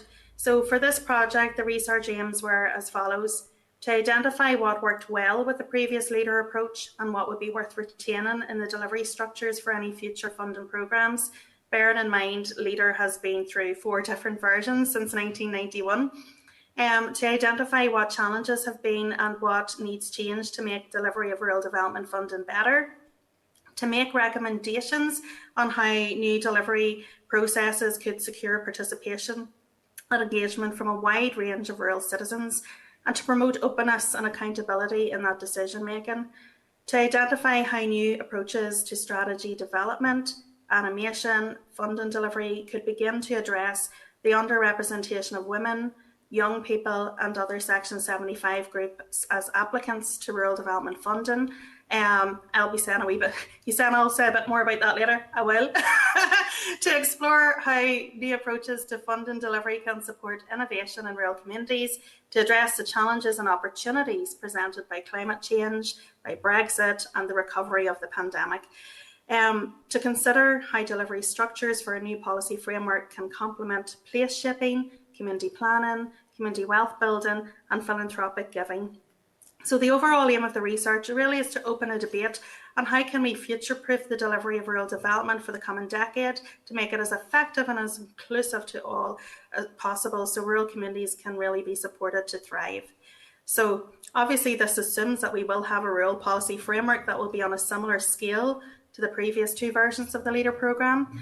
But after Brexit, the UK government gave assurances that as a minimum, the level of funding that was received through our EU structural funding would be maintained. Whatever your view of Brexit, we're just making the assumption that all MLAs here would want to see that commitment honoured. The delay and the lack of involvement by Northern Ireland executive departments in the rollout of the Community Renewal Fund, which is a precursor to the UK Shared Prosperity Fund, is a serious concern. The Minister's statement on the 1st of February didn't give an indication about the budget for the framework, as he pointed out that the overall budget hasn't been resolved as yet. But he did say that the department aims to bid to Northern Ireland Block Grant Budget, Peace Plus, EU Farm Replacement and the Green Growth. So in terms of NIRWIN, you know, as a regional organisation working on behalf of rural women, we really believe that a new Indigenous framework presents an opportunity to actively address the historic under-engagement of and delivery for rural women in previous programmes. We feel that a new dynamic framework and the associated activities should deliver for our rural young people and those living with a disability who have also not benefited from previous programmes in the way I'm sure all of us would have liked to have seen. So we have a really important time-bound opportunity before framework activities are designed and settled on to reflect the wealth of experience that has been gained through LEADER, together with the learning gained about where we could improve, to ensure that as we move forward, we do so from an informed, evidence-based position and to deliver the best possible programming for all of our rural citizens and maximise the reach and impact of whatever resource is allocated to the new framework. So, as I said, we had commissioned Ruth to do the research. So I'm going to hand over to Ruth, who's going to share with you the preliminary findings. Thanks very much, Louise. And I'm really pleased to be here to share the findings from the research. I'm sorry if you can't see me, there seems to be something up with my camera. So as Louise has already indicated, it's really great to be given this opportunity to present the findings to the committee. And I very much appreciated the opportunity to undertake the research. In fact, back in the mid-1990s, I started off my working life as a LEADER officer. So it sort of feels like I've travelled the journey by getting my hands dirty doing the LEADER work, and now I've had the opportunity to stand back and think about the strategic direction in Northern Ireland. So Louise has already gone into the research objectives and the purpose of the work. I'll pick up to give you some more insights into what I did and what I found, and then I'll finish up with the key recommendations that I'm making from the research. In the documents that were circulated to you, you'll have seen that I've completed quite a few interviews. In fact, as of yesterday, it was 20 and 4 focus groups. And I've spoken to a range of individuals, including social partners, LAG officers, board members, local government councillors, and overall 9 women and 11 men. And as you'll appreciate, many of these respondents had multiple roles. So for instance, a LAG board member could also be a local government councillor. And in fact, that's one of the definitions of some LAG board members. In the focus groups, one was with councils and LAGs. Another was focused on people working in community enterprise and wealth building. I did a focus group with DAERA staff, and finally a focus group with women involved in rural development in Northern Ireland. As Louise has already alluded to, LEADER has been around for some time, and it has changed quite a lot since its pilot in the early 1990s. The most recent programme had 4 key areas of focus: the Rural Business Investment Scheme, the rural basic services, village renewal and rural cooperation.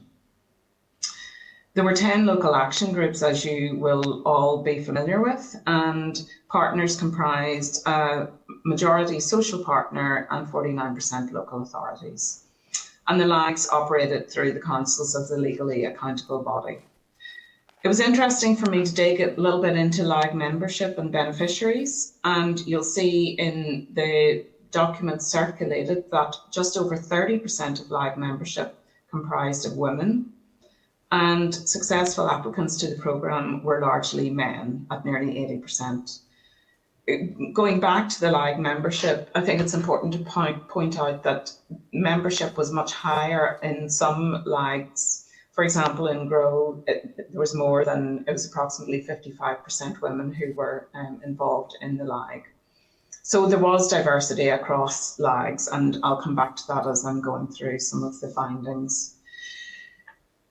So the context for just highlighting membership and beneficiaries is important because previous programme evaluations identified the underrepresentation of women and other Section 75 groups, and I'm sure we'll come back to that in the Q&As.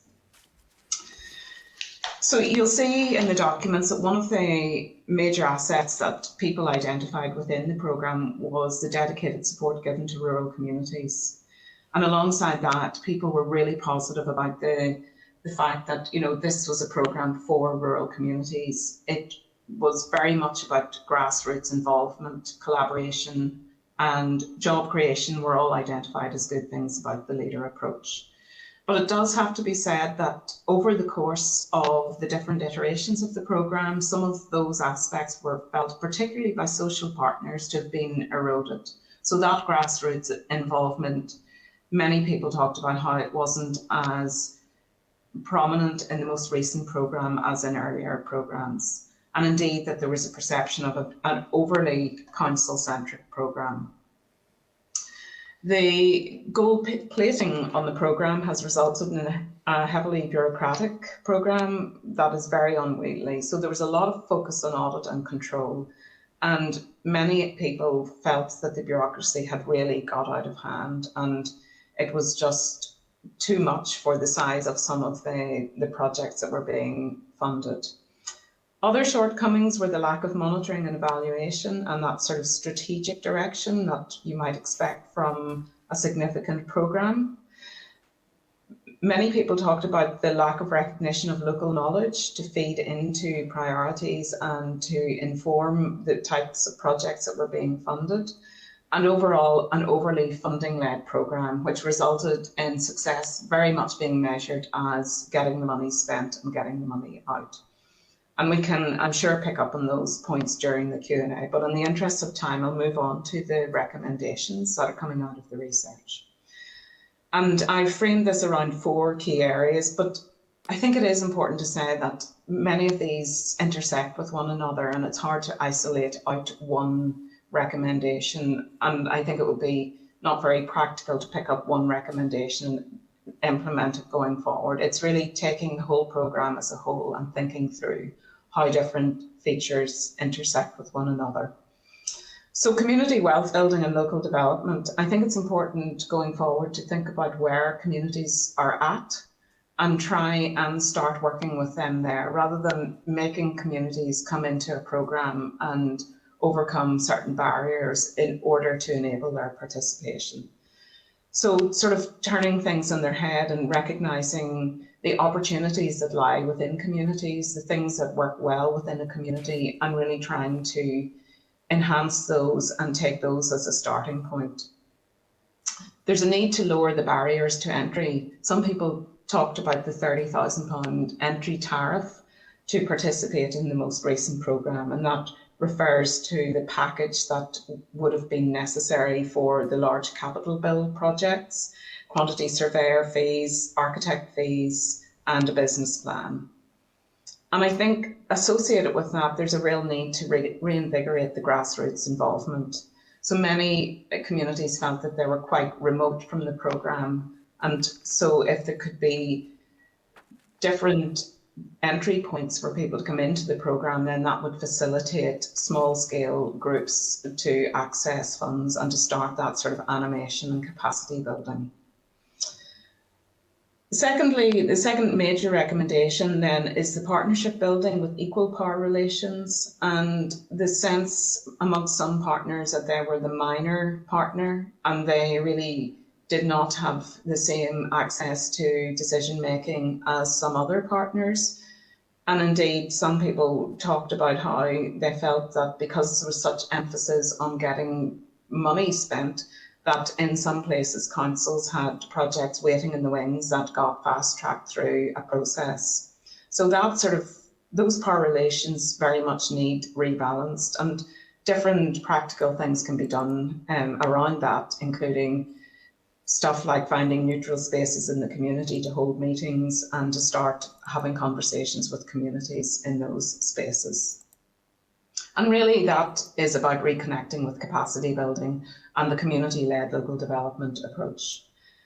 I think there are significant opportunities, and it is really great that DAERA has been involved in consultation to date around this rural policy framework, because there are genuine opportunities to take on innovative approaches to engagement and participation going forward. Things like maybe participatory budgeting could be an option, and I know that that has been trialled in some places in Northern Ireland, but it's been particularly successful in parts of Scotland. Third key recommendation is the need for more strategic programme oversight, and that involves things like robust monitoring and evaluation. There is a sense that the programme to date has not necessarily been as strategic as it could have been. There's little sense of the lasting legacy of the programme, and that would entail moving away from a focus on getting the money out, getting the money spent, but really to start to think about the wider impact and capturing the value, the social value of the voluntary effort in the programme. And again, different innovations exist. Things like the social value engine has been used to try and capture some of that value. And finally, good practice, both within and beyond Northern Ireland. And I think it's important to recognise the networking and exchange of knowledge that has happened across the different versions of LEADER, and that has been extremely valuable. Communities find it inspiring, and they can get a lot of insight from those exchanges. There's a real need within the good practice recommendation here is to think about addressing equality, diversity and inclusion, and thinking about the participation of Section 75 groups, because that clearly has been a weakness within the programme. And obviously engagement with other initiatives like TRIPSI, the Peace Plus programme, and other key policies and programmes that exist within Northern Ireland. So those are the key recommendations coming out of the research. I'm sure you probably want to delve into some of those issues further. In the interest of time, I will leave it there, and thank you very much for your attention. Okay, thank you very much. And just before we start asking questions, can I just ask Aidan if he can maybe say something? Do we know if he's... No, still can't hear you, Aidan. Sorry about that. So, Louise and Professor Margaretti, I think the pressure is all on you at this minute in time in terms of the questions. So, I'm just going to ask, so in terms of the report, you know, you've indicated calculated risk taking should be encouraged when identifying and progressing local priorities. Perhaps you could expand a wee bit on that. What do you think, for example, are the risk factors which should be considered? And are there any examples of risk decision tools used in other areas in terms of rural community programme development? So that really is in relation to taking a much less prescriptive approach to identifying projects that might be funded. And I mean, I spoke to some partners, some social partners from LIES who talked about how in their area, for example, unemployment might not have been such a major issue, but access to services might have been a major issue. And because of the way the programme was set up, with very prescriptive and very narrow bandwidth in terms of projects to be supported, there was little room to acknowledge that the very different manifestations of exclusion within different communities. So that's one thing. In terms of the risk taking, I think it's very much about, instead of, I mean, and this is related to the £30,000, the entry tariff, because communities that have little experience and knowledge of dealing with those large funds may be seen then as a greater risk if they are suddenly applying for large funds and they have little experience of it. So that risk can be managed by connecting them up with other projects, other communities who've accessed larger funds, and there could be mentoring processes put in place to provide that support. And it goes back to the capacity building of the earlier programme, where there were project officers available to work with communities, hold their hands, as it were, and develop that capacity within the community so that they weren't on their own, and it was not seen as such a risky thing then to give them access to some of the project grants.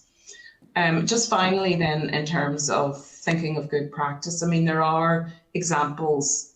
I'm based in the northeast of England, and there are examples of communities where there are delegated budgets that are basically provided for communities through, they're essentially area-based strategy action groups. And those communities can tap into budgets without going through a wider committee approval for up to £2,000. And it may seem small, but it's actually really, really effective for, developing those relationships and building up that capacity in the community.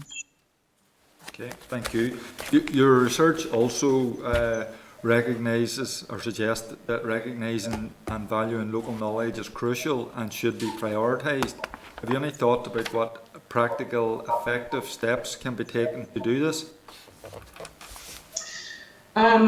Yeah, I mean, I think one of the things is around the perception of the space of consultation. So I have spoken to quite a few people who have much more experience of this than me, but they talked about, if we want to engage a community to come into that co-design process and help to build up the strategy and the overview for an area at the outset, don't call it a consultation, and go out into the community, go into their spaces, have informal sessions with different parts of the community. It could be coffee and cake at different times. So, and there are, in terms of practical stuff, women disproportionately have caring responsibilities, whether it's children, elders in the family.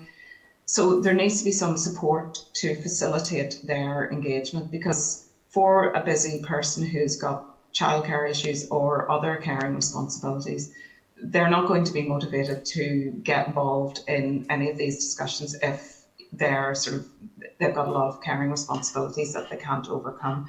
So I think that's a very practical, I mean, it doesn't sound that radical, but actually it would make a huge difference.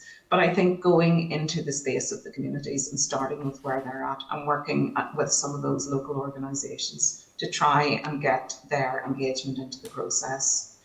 And finally, I think there are some youth organisations that could be very sort of strong partners for trying to engage with young people who clearly haven't been engaging very much in this process.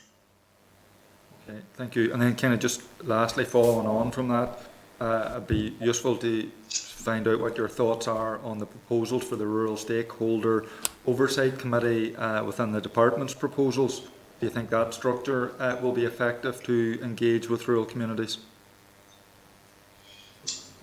I think it's probably part of an infrastructure, but I'm not sure that it is going to speak to people at the very local grassroots. And I think that committee done properly could have a strategic oversight and pick up on the recommendation that I'm making about the robust monitoring and evaluation, and that could be a space where there is very, very dedicated time given to looking at engagement and participation of Section 75 groups of minoritised communities. However, I'm not entirely convinced that that would make that link into grassroots communities, because I think it would be seen as being remote. It's a sort of stepping stone, and I think additional structures would be needed much more within a locality, because even with the most recent programme, it was seen as council-centric, and people talked about,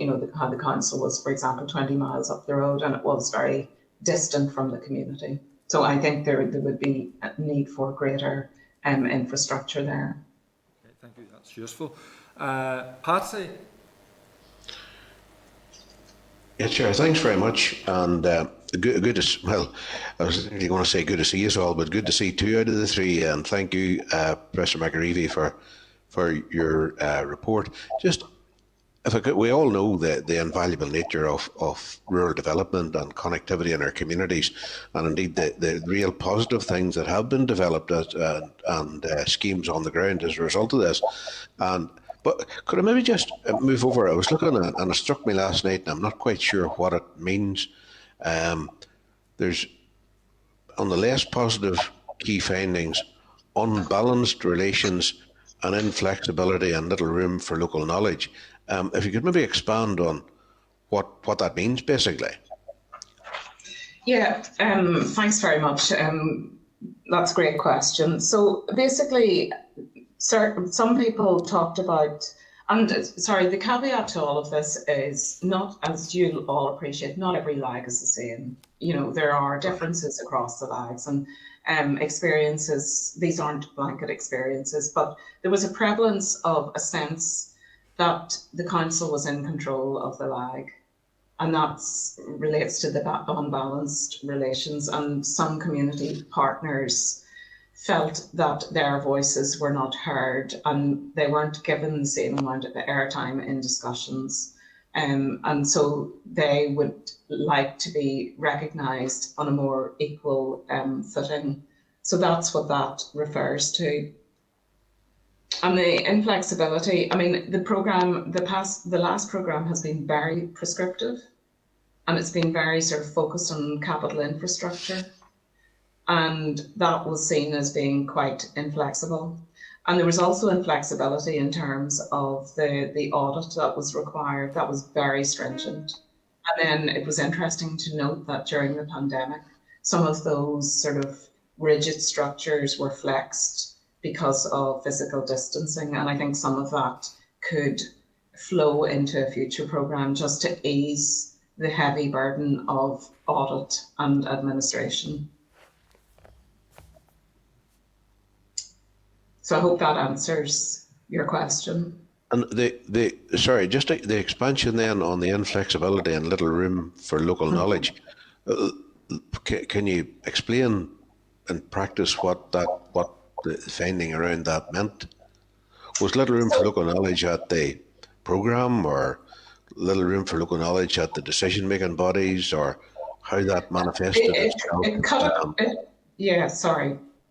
So it cut across in terms of the assessment tools that were used to assess projects were standardised across the programme. And so that did not take account for the differences that happened in local areas. So the issues in Fermanagh are going to be different to the issues in Antrim, but the assessments for the projects are the same in terms of, the number of jobs created, and all of those issues. So people felt that was really rigid, and it was not necessarily the most useful way of assessing projects that would fit into the needs of their areas. Okay. But local knowledge shouldn't be an overriding factor. The scheme has to stack up.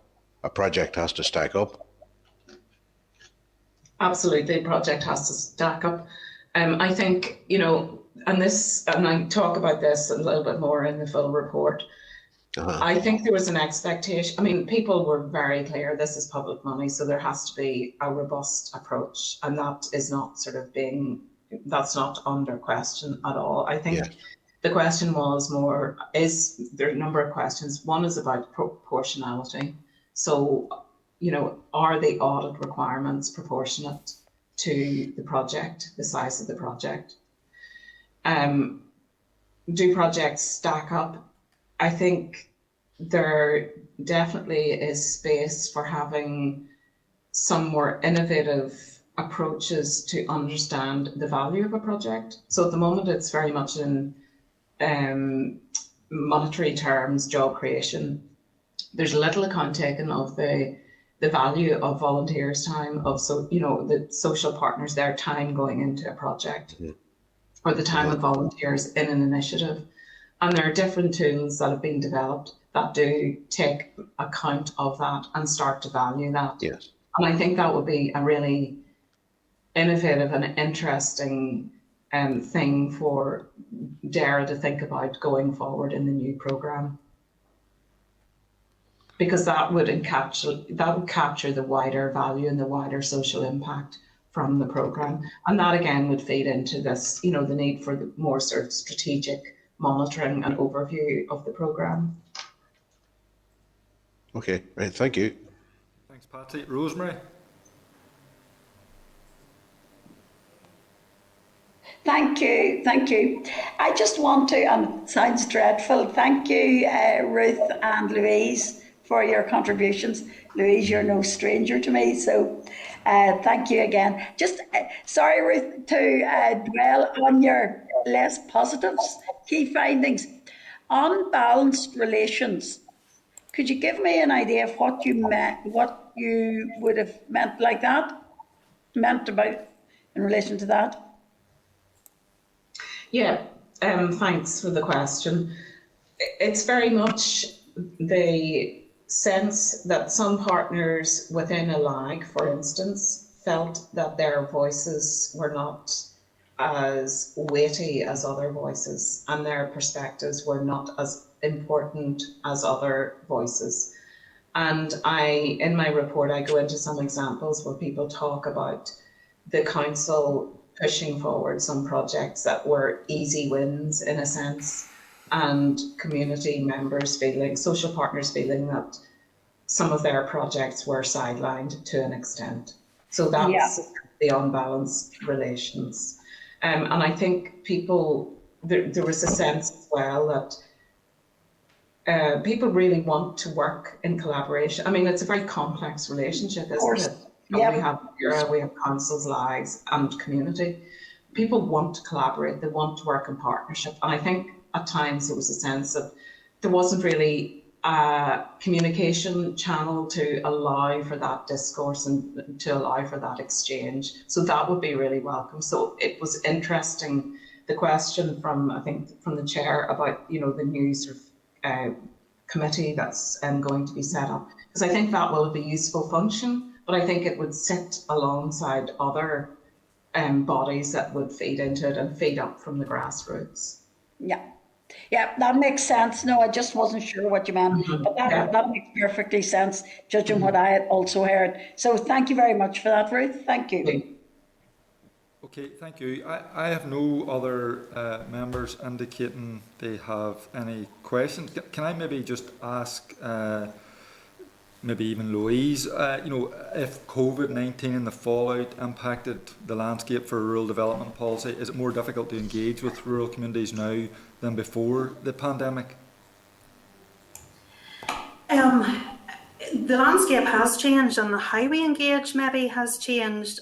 I think there's positives and negatives, not to a pandemic, of course, but the fact we've had to be so dynamic and flexible in order to meet needs and meet immediate needs has really pushed us all to be a bit more innovative in how we go about things. You know, and there's a lot of learning to take forward from that. I do think that we're in a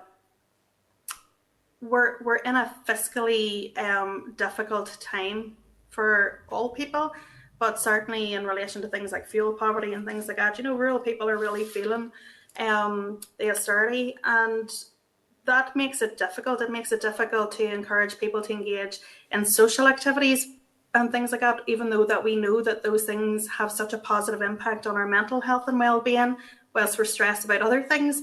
So certainly the landscape is changing. I think we have to be very mindful of that.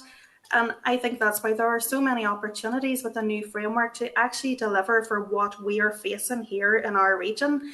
And not, we're not being constrained by any other leverage really, other than to do the best for our rural communities and to respond to what their needs are, to support them to be sustainable and to thrive. And maybe just if I go to what when we're talking about things stacking up, Patsy, which I think Ruth covered very well about how we all know that public money has to have value. I think the question is, we need to be asking ourselves, what does value look like? What is value for money? And is it just things like job creation? Who determines what value is? Social cohesion, social value, sustainable communities, are all part of that community wealth building type model. And that's what I would love to see in going forward, that communities are part of building themselves up, and that we actually all recognise the value of that, and that it's not just about business and job creation. Of course, all of that is important, but it's not only that. We have rural communities that have had a lot of their resourcing pulled out. Like post offices are gone. Lots of churches have closed. It's about trying to ensure that people have that really vibrant community space that supports them, and that they're part of providing that support as well. That was a very long answer. I hope I answered it properly. Absolutely did. I appreciate that. Thank you very much, Louise. Philip, can you hear me, Chair? Yes. Yeah, Aidan, you just get in before I closed you all down. So. Sorry, Chair. Sincere apologies. I managed to get in here through my mobile phone. I don't know what happened with Starlight, because I have used it before without any issue. So sincere apologies to Ruth and to Louise as well, who had to pick up the slack there and did brilliantly. So just, I know you're probably trying to wind up and maybe try and cover a bit more ground, but just to say, like, we, from an RCN point of view, like, we just think, it's an opportunity to try, the break between these two programs is just given an opportunity to look at, doing things differently and trying to have a pause and just think about, how we look at engagement, what the purpose of the program is.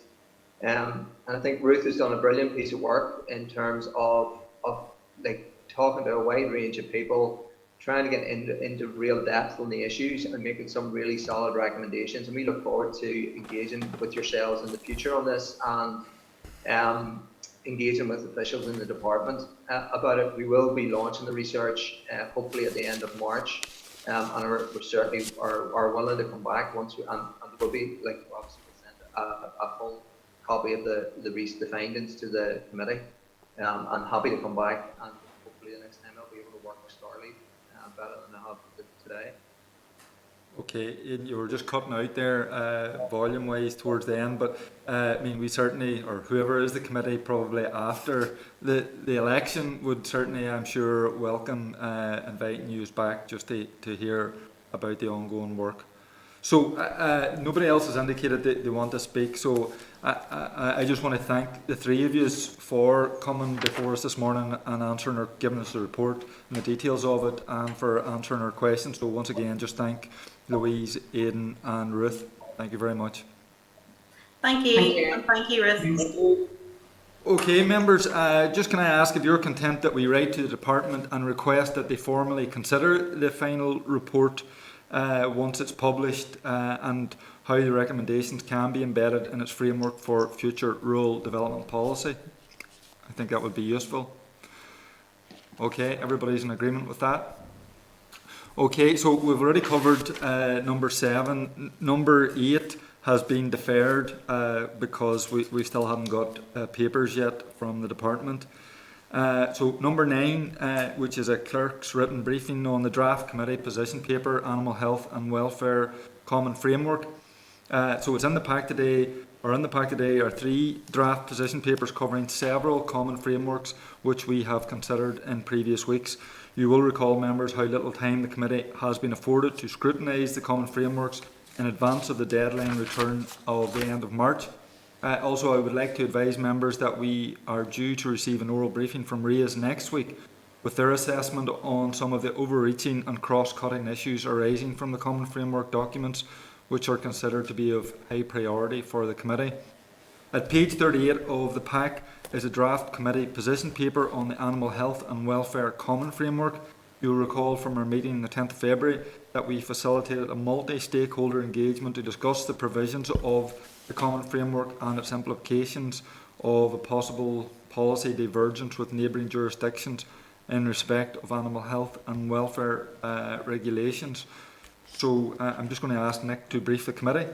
Chair, thank you, and thank you, members. This is by way of follow-up to our agreed methodology to assess the common frameworks that we agreed early in the new year, and it follows the same structure of the radioactive substances position paper that was submitted early in February. So the paper begins at page 38 of your packs, and really the first 10-12 pages are really a background information and a description of the framework itself. From page 51, there are a number of suggested considerations and observations the committee may wish to make in respect of the Animal Health and Welfare Common Framework. That draws largely on the conversations that we had with stakeholders on the 10th of February. The first point that is highlighted as a potential issue is that there is uncertainty regarding divergence that will arise in the future in respect of the management of endemic animal diseases. And it's highlighted that Northern Ireland will continue to have to maintain compliance with EU reporting requirements in this regard, and jurisdictions in GB will not necessarily have to follow the same practice. And members will recall that we heard of the example of bovine viral diarrhoea, which is likely to become a notifiable disease across the EU and by extension locally via the protocol in the near future. Members will also recall that we heard that engagement between professionals and industry representatives and DAERA in respect of policy matters in animal health and welfare matters is ad hoc, and therefore it is imperative that there are effective communication channels to ensure that the needs, interests and views of professionals are transmitted to DAERA through to the relevant framework groups and vice versa. Also highlighted that there is a clear overlap with this particular common framework and trade policy in respect of animal health and welfare standards, and the point that was raised in our discussion that it is critically important to ensure that there is effective engagement between the common framework decision-making groups and the Department for International Trade whenever they are either establishing or looking to establish free trade deals with other countries that may have less stringent animal welfare regulations in place, in order to ensure that locally based producers are not disadvantaged. And also have highlighted that there could potentially be a competitive disadvantage for local farmers having to maintain parity with higher welfare standards than their counterparts in GB due to the need to comply with EU legislation. At point 40, the Department has written to the committee and has advised that it has no specific issues that it wishes to raise in respect of the Animal Health and Welfare Policy Common Framework, and that it is content with the framework as currently proposed. At point 41, we have repeated the response that we have received from the House of Lords Common Framework Scrutiny Committee with its views on specific issues on the common frameworks, and those are the lack of engagement with the Irish Government in respect of common frameworks, the lack of engagement with community and voluntary stakeholders locally, and concerns about how the Subsidy Control Bill may interact with the framework. At the top of page 53, at point 42, there are a number of suggested observations put forward. So the Animal Health and Welfare Policy Common Framework has some specific wording which is unique to it and hasn't appeared thus far in any of the other common frameworks we have looked at, with specifically regarding potential divergence arising from Northern Ireland's compliance with the protocol. And it's suggested that this particular wording is useful and should be considered for replication across all common frameworks. And that is, if Northern Ireland has to diverge in order to maintain parity with the EU, The same review process will be followed and the same assessments made as to whether it would be in the best interests of GB to follow suit or to allow divergence. The Common Framework also has provision to facilitate an independent review panel to undertake an assessment of the framework at any time if a triggering party makes a request to do so. Again, that hasn't been seen or replicated in all common frameworks thus far, and it's suggested that that's probably a welcome measure. Another observation is that in this particular common framework document, the terms of reference for the DAERA Strategic Oversight Programme Board appears to be outdated and are different to those in other common frameworks, and therefore it's suggested that the most up-to-date terms of reference should be included. Members may recall that we highlighted a point in the radioactive substances framework, and indeed this will appear in all common frameworks, that this standard wording is present where one or more of the United Kingdom Government, Scottish Government or Welsh Government proposes to change rules in a way that has policy or regulatory implications for the rest of the UK, or where rules in Northern Ireland change in alignment with the EU, they will be managed under the framework. This suggests that Northern Ireland may be prohibited from proposing policy changes under the framework which are unconnected to its obligations under retained EU law. As per all common frameworks, the final level of arbitration is to refer matters to the appropriate intergovernmental relations minister for review. However, there's very little information provided on what that process actually is, and it's suggested that it would be helpful to have that clarity inserted into the document. There's also no reference to the need for continued parliamentary engagement in terms of the ongoing review and effectiveness of the common framework, and it is unclear to which forum issues should be highlighted in the event that Northern Ireland is precluded from aligning with policy changes made in GB as a result of compliance with the protocol. Another common theme that we are starting to see across the common framework documents is that there is significant duplication throughout the documents, and the processes for engaging with industry representatives to ensure that their views are considered are unclear. And so therefore there are a number of recommendations that are suggested for the Animal Health and Welfare Common Framework, that DAERA should forward the committee's observations and recommendations to the Cabinet Office as part of its Common Framework scrutiny process. DAERA should also confirm if Northern Ireland will have the ability to propose policy changes to GB which are independent of its obligations to maintain parity with EU legislation. DAERA should provide a short annual update to the committee in respect of the functioning of the Common Framework, and should notify the committee on an ongoing basis of any substantive changes to the terms of reference of the groups established under the framework. The committee should also be notified of any policy disputes that are managed under the framework pertaining to local activities, and should clarify the forum for consideration of issues where Northern Ireland has to maintain parity with EU law and other jurisdictions in the UK do not follow suit. And I think following the discussion with stakeholders on the 10th of February, it may be prudent to outline a specific recommendation that DAERA should set out how it intends to maintain regular engagement with industry and professionals in respect of animal health and welfare policy matters to inform its views on participation in the common framework structure. And lastly, that provisions should be included within the framework document to obligate the Department for International Trade to consult and engage with the framework groups when planning free trade deals with other countries that will include animal and animal-related products. So, Chair, that's I suppose, following the discussion of with stakeholders, that's a proposed position paper for the committee to consider in respect of that particular framework. I'm happy to take any comments or questions on that, Chair.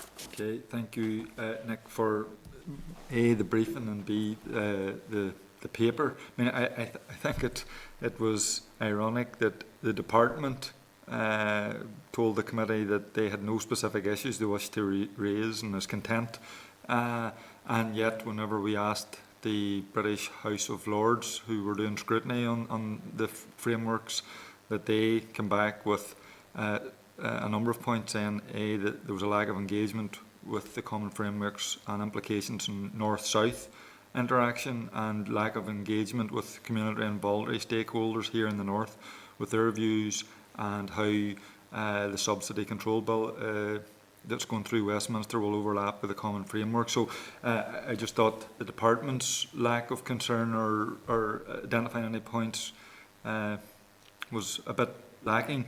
But has any other members any comments or questions or feedback that they want to give just in relation to the draft position paper?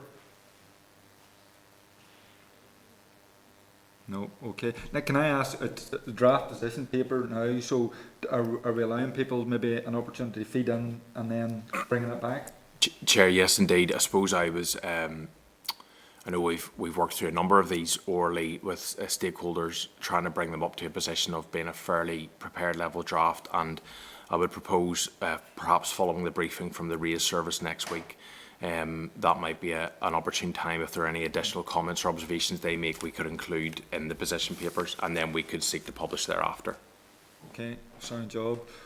Okay, so moving on then just to item 10 on our agenda, which is another written briefing from Nick on the draft committee position paper, Fisheries Management and Support Common Framework.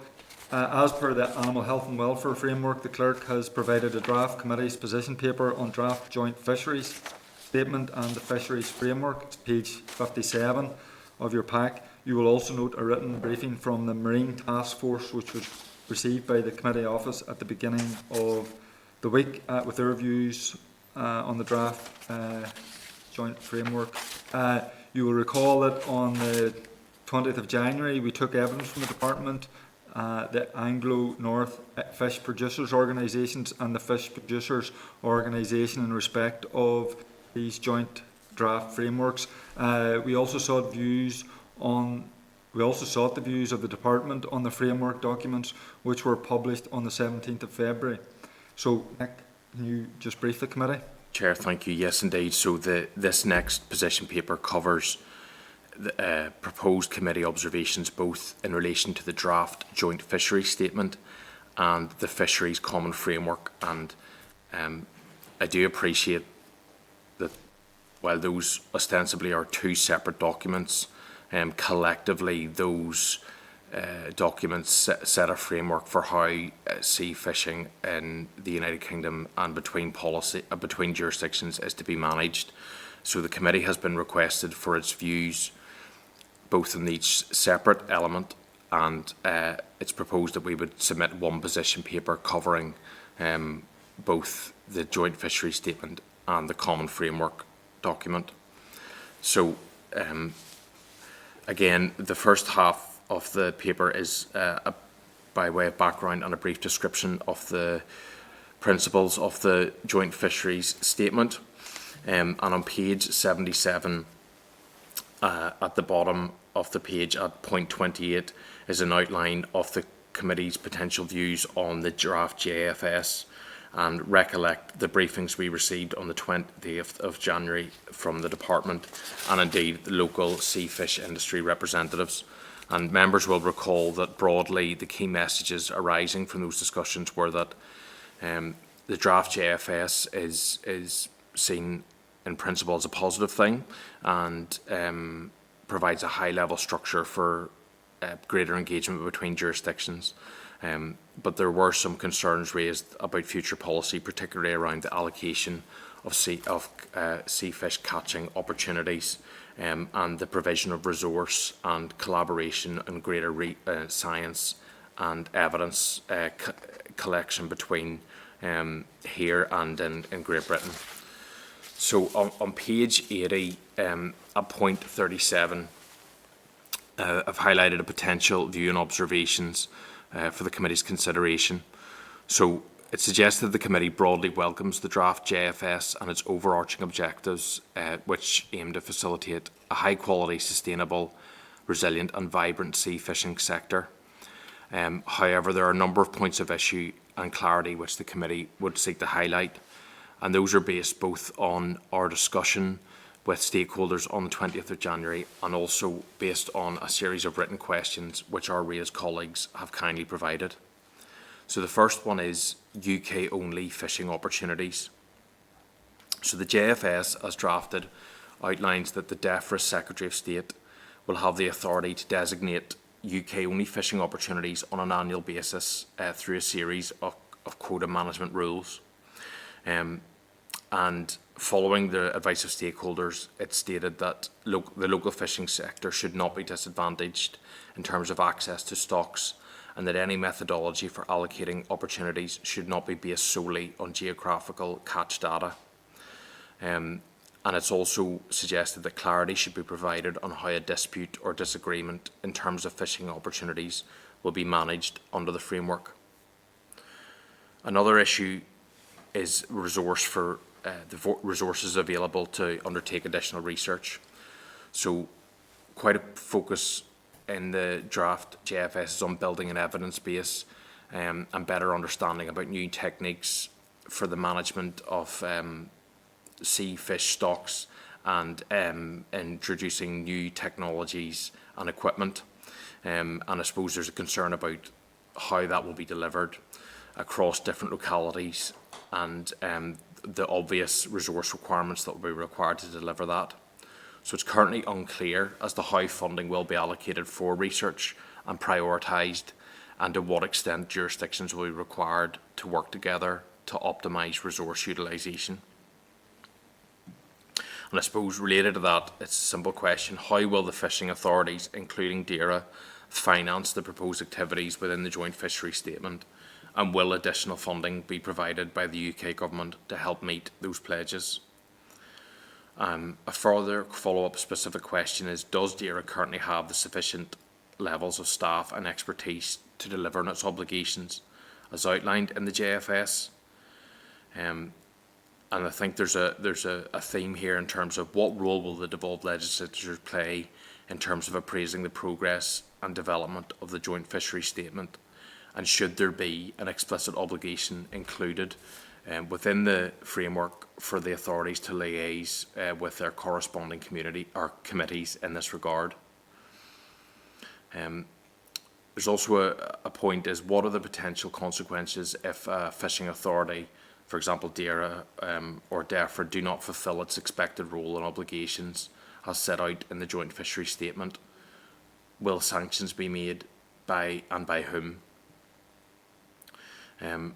The draft JFS also stipulates that there will be a coordinated approach across the fishing authorities and externally to develop and procure scientific advice, but it's unclear who will be responsible for that coordination and how that will be managed.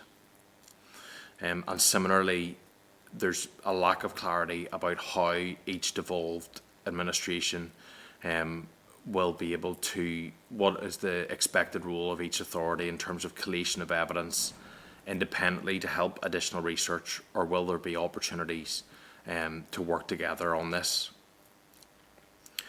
Members will recall that one of the key objectives of the draft JFS is the precautionary approach, and that is, if there are stocks of fish where there is currently no minimum stock yield in place, that a precautionary approach is applied in order to, I suppose, have the avoid the adverse effect of overfishing.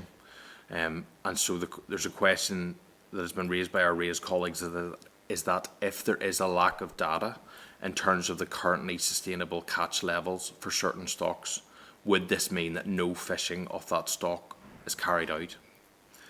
And similarly, one of the key ambitions of the JFS is greater focus on reducing carbon emissions from the sea fishing industry.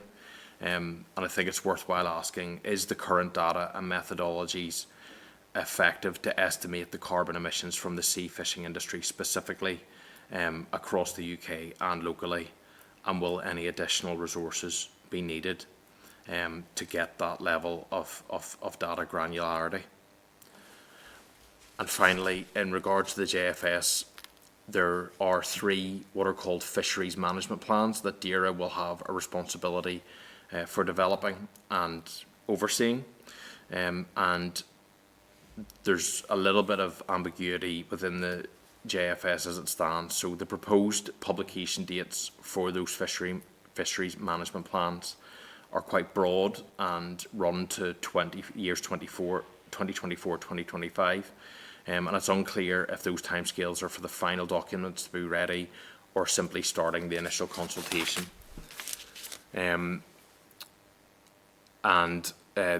The fisheries management plans for DAERA appear to be significantly longer than the FMPs allocated for different jurisdictions, and I think it's worthwhile seeking an answer to that question, and also to seek further clarity on the specific performance indicators that will be used to measure success against the fisheries management plans, and whether they will be uniform across the UK or tailored based on local needs.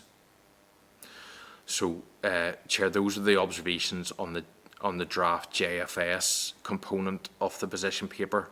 I'm happy to take any comments or observations on that before I briefly go through the common framework element of it, if there are any. I mean, just in terms of, and I'm not sure it's for the statement or the common framework, but come back to my point earlier on the overall nature of these and the stuff about lack of engagement, particularly with the South. I would have thought that would have been key on an issue where we're talking about marine and fishing, given that we live on an island. So, I mean, I think that we should be raising the point about engagement with the South on this issue. Does anybody else have any other? No. Okay. So, Chair, there's just just to move on, and I appreciate there's a bit of the common framework element of the fisheries common framework. Then the committee's observations for those are on page 87, indeed we have included those comments, the same comments that were in the Animal Health and Welfare framework, on the observations of the House of Lords Scrutiny Committee, and I'm going to proposal to replicate those in each of the common framework policy papers, so that they are all, that we're applying a consistent message. Okay. So DAERA has informed the committee that, in its opinion, there's been a significant amount of discussion that has taken place between policy officials across jurisdictions about the fisheries framework, and therefore it doesn't envisage there to be any major issues regarding its operability, and DAERA considers it to be an effective mechanism to work together with the other administrations. At point 61 then, I've reflected the comments from the House of Lords Common Framework Scrutiny Committee, and as I said, we'll seek to replicate those across all the frameworks that we look at. There are just several specific points in the fisheries framework that I think it's worth drawing members' attention to at point 62. So there's a lack of detail in the common framework document regarding the specific nature of issues that will be raised at the Seafish Strategic Group and the criteria for including matters on the group's working agenda. The framework document also references the fact that operational agreements, which are additional delivery documents, will be developed as required to support the framework, and a list of proposed operational agreements are outlined in the appendices. However, there's no time frame provided for when these operational agreements will be made publicly available, and it is stated that these will be accessible in due course. And I think it's important to note that the scope of some of these operational agreements encompass a number of what seeming to be fundamentally important issues in terms of how administrations will interact, including issues like landing obligations and access to waters, consultation on and apportionment of fishing opportunities, and division and allocation of subsidies and grants. So I've suggested that in the absence of any detail on on these matters, it is not possible to consider holistically the proposals for how administrations will engage under the auspices of the framework.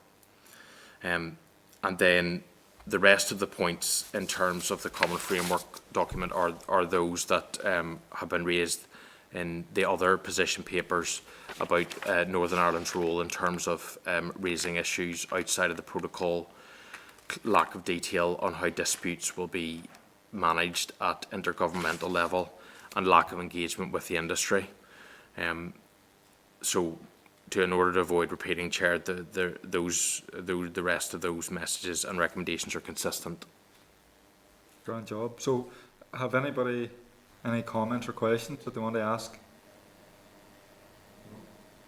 Okay, and just there's also the issue of the Marine Task Force, who have provided us with a written memo, and that's within your pack. So, I mean, I'm kind of asking, is that sufficient, or do members want to invite the Marine Task Force to provide oral briefing? I'm going to suggest the written briefing is probably sufficient, if nobody contradicts me.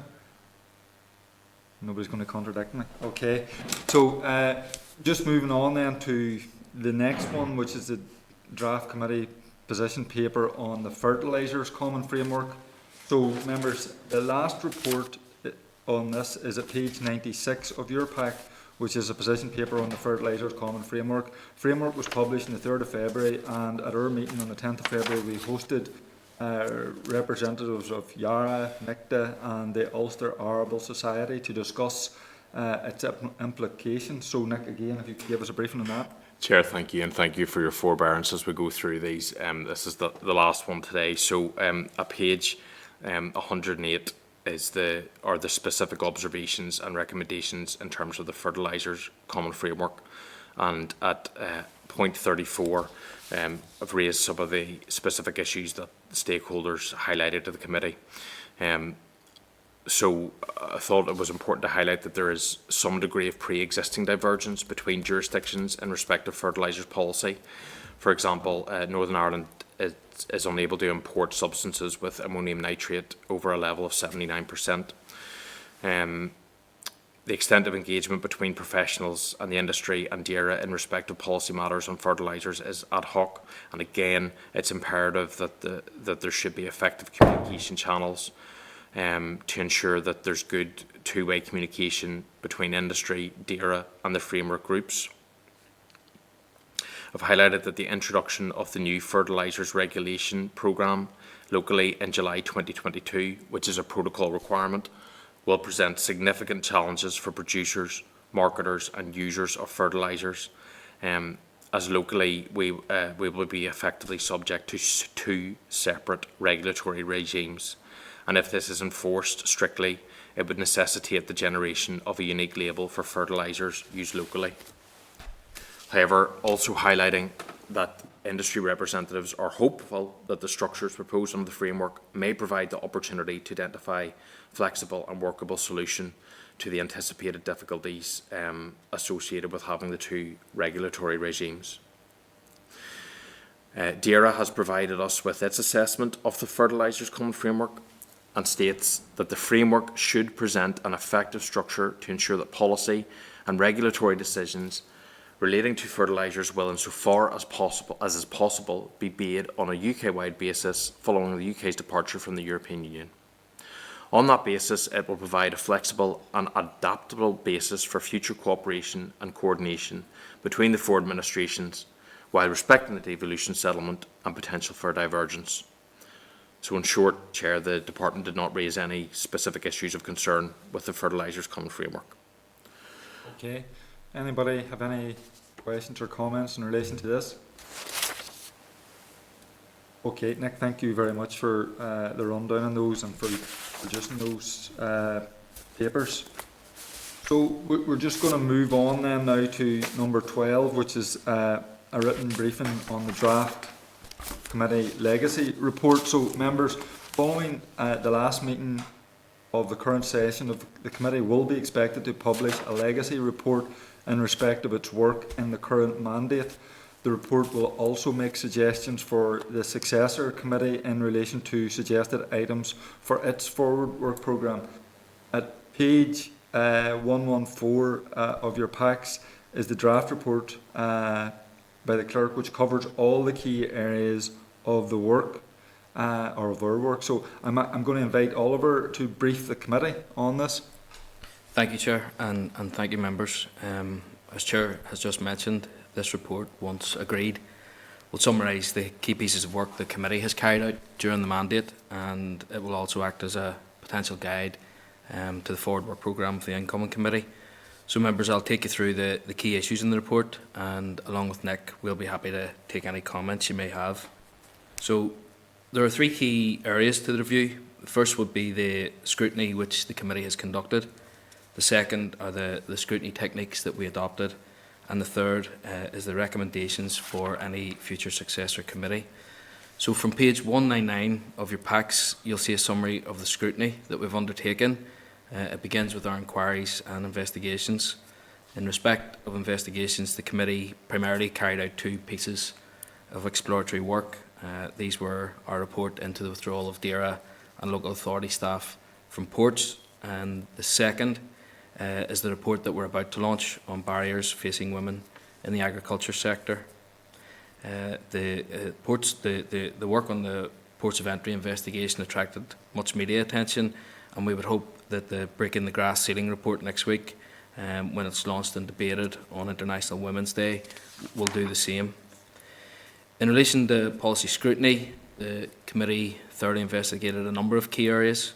At page 122 of your pack is a brief summary of the main policy areas. The scrutiny included the consideration of the Department's draft environment strategy. This legacy report will denote the committee's determination that the Department's proposals for the strategy should be more ambitious, and that officials should consider revisiting them with a intention of strengthening them. Page 125 contains some background on our consideration of the Department's proposals for a bovine TB eradication programme. It also includes some information on the committee's position. And the section concludes with reference to consideration of future agricultural policy proposals and our ongoing work on common frameworks. The report then goes on to recount key pieces of legislation which we considered, and given that climate change is a key priority of the NDNA agreement, and that we've never previously considered primary legislation in relation to climate change in the House, it seems appropriate that the two climate change bills considered by the committee should be featured in the report. A background to both of the bills has been included from page 128. It includes links to the actual reports and some supporting documentation. The committee also completed its report on the Horse Racing Amendment Bill. You will notice below the bill that we've included a link to a Belfast Telegraph report which quotes the Minister's appreciation of the committee's diligence in facilitating and expediting the passage of the bill through the Assembly. The report further reflects on a number of legislative consent motions that we considered. There were 3 in total, and as you can see, they are on the UK Government Agriculture, Fisheries and Environment bills. Moving on to the second section of the report, it focuses on the approach that the committee adopted to carrying out its scrutiny work. As always, this committee has sought to find innovative and increasingly productive ways of exercising our duties, and these have been highlighted from page 133 onwards. I suppose society in general has had to adopt new ways of living following the introduction of guidelines for COVID-19 and the restrictions. And this committee played its part in the fight against the pandemic by carrying out many of its engagements and stakeholder events virtually, in addition to staging the weekly meeting in a hybrid environment, with most members attending remotely. Page 134 speaks about the committee's pilot of the Citizen Space software as a means of consulting the public and data capturing. We have now made this the main tool for stakeholder consultation, and the committee's use of Citizen Space has been benchmarked for colleagues throughout the Directorate, following its endorsement by the Chairperson's Liaison Group. Another novel approach which we adopted was the publication of summary reports in conjunction with full committee reports. If I can refer you to page 135 of your pack, you'll see there a table which compares the number of online views our summary reports have received in comparison to their equivalent full reports. And you'll see that on average, a summary report will receive double the exposure online. Again, this approach has proven very successful, and it's a practice that the successor committee may wish to adopt. In relation to informal events and activities, members, in keeping with our focus on virtual meeting space, you will recall that we had some very positive engagement with young people. The report recalls our engagement with numerous schools, particularly around the issues of climate change and the environment. The report also reflects a number of events and activities of the committee and our members throughout the week of COP26. We held a number of alternative travel events, including the Deputy Chair's solo trek to Glasgow for the conference and members' trial of the Sustrans e-bank programme. Parliament Buildings was also illuminated to reflect a greener environment and to mark the start of the COP26. The committee did get the opportunity to carry out a small number of external visits. We carried out appropriate risk assessments, and members availed of outdoor venues at Peatlands Park, the Balmoral Show, the Pollock Farm in Castledarg. These have all been reflected in the report, and we've used some imagery from the visits therein as well. The third main part of the report is at page 143 of your packs, and it covers suggested issues which our successor committee may wish to progress. These are generally crucially important areas that this committee has begun to scrutinise and will likely require further attention from any future DAERA committee. I believe the future committee can be reasonably expected to monitor closely the implementation of any new Climate Change Act, and the policy scrutiny is carried out appropriately. Systems of future agricultural payments will change drastically for our local farmers, and it is imperative for their prosperity that the new committee ensures that any new policies are effective and that they deliver for the sector. Other key issues will be the scrutiny of future rural development schemes, delivery on protocol requirements, and the common frameworks. The incoming committee may also wish to prioritise the scrutiny of funding for the Green Growth Strategy and our department's R&D programme. Members, finally, appendices 2 and 3 of the report deal with statistical data. We can't actually accurately reflect these until after the last meeting of the committee, but the committee office will update those in due course. Members, that's a brief overview of our draft report. We'd be grateful if there are any obvious omissions that you'd like to point out or have referenced in it, or if members are content, we will publish the report following the last meeting of the committee on the 24th of March. Thank you, Chair. Thank you very much, Oliver, for the presentation and also for putting together the report. I think it was kind of very useful just for ourselves, I'm sure, to see some of the work that we have done in a very, very busy time period through the very difficult circumstances of the COVID pandemic. So I mean, we will all know that we have had a very heavy workload doing some very important scrutiny work, so it's really good to see it down on paper there. It's also there's going to be no slacking for whoever gets elected or re-elected in the incoming term, because those issues, some of them, particularly climate change and EU funding and agriculture policy, are going to be equally important in the next mandate for the incoming committee. So I mean, I think it's an excellent report, and if nobody has any other comments, I would be proposing that it's published after our last meeting. Okay, everybody's happy. Thank you, Oliver. So number 13, members, is correspondence. So at page 157, you'll see a letter from the department advising that it intends to engage in a 6-week consultation with the sea fish industry on 2 potential options of allocating the local additional sea fishing quota once this is set by the DAERA Minister. So can I ask if anybody has any issues or comments on this to please forward to Nick by close of play today? And can I ask members if they are content to action the correspondence as suggested on the index sheet at page 154? Everybody's content. So, forward work programme, can I refer members to the draft forward work programme at page 238 and seek agreement for the forward work programme? Okay, people are nodding, so agreement has been asked for and given. Item number 15, any other business? Members, the Clerking and Member Support Office is compiling a list of the work mobile numbers of all MLAs and requested the committee's details via the clerk. So can I ask if they are content with the clerk, sorry, that Nick forwards the information to CAMS? Nobody has any issues with that? Okay, so I just have one item under any other business.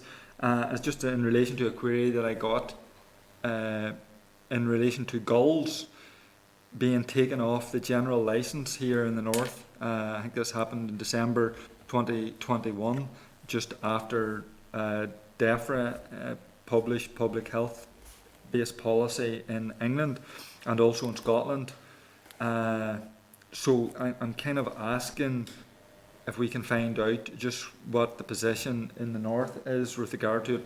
Are we following what's happening across, or is there a position here that's separate to that? And it would be useful to see how that position differs or is the same with regard to the south in terms of strict protection for rural natural habitats and with local authority licences for urban goals on public health and safety grounds. Okay, thank you. Members of any other business? No. So date, time and place of next meeting. The next formal committee meeting will take place on Thursday the 10th of March at 10 AM and will be a hybrid meeting streamed on the Assembly website. So members, we're now going to move into closed session, so don't leave. Okay, thank you.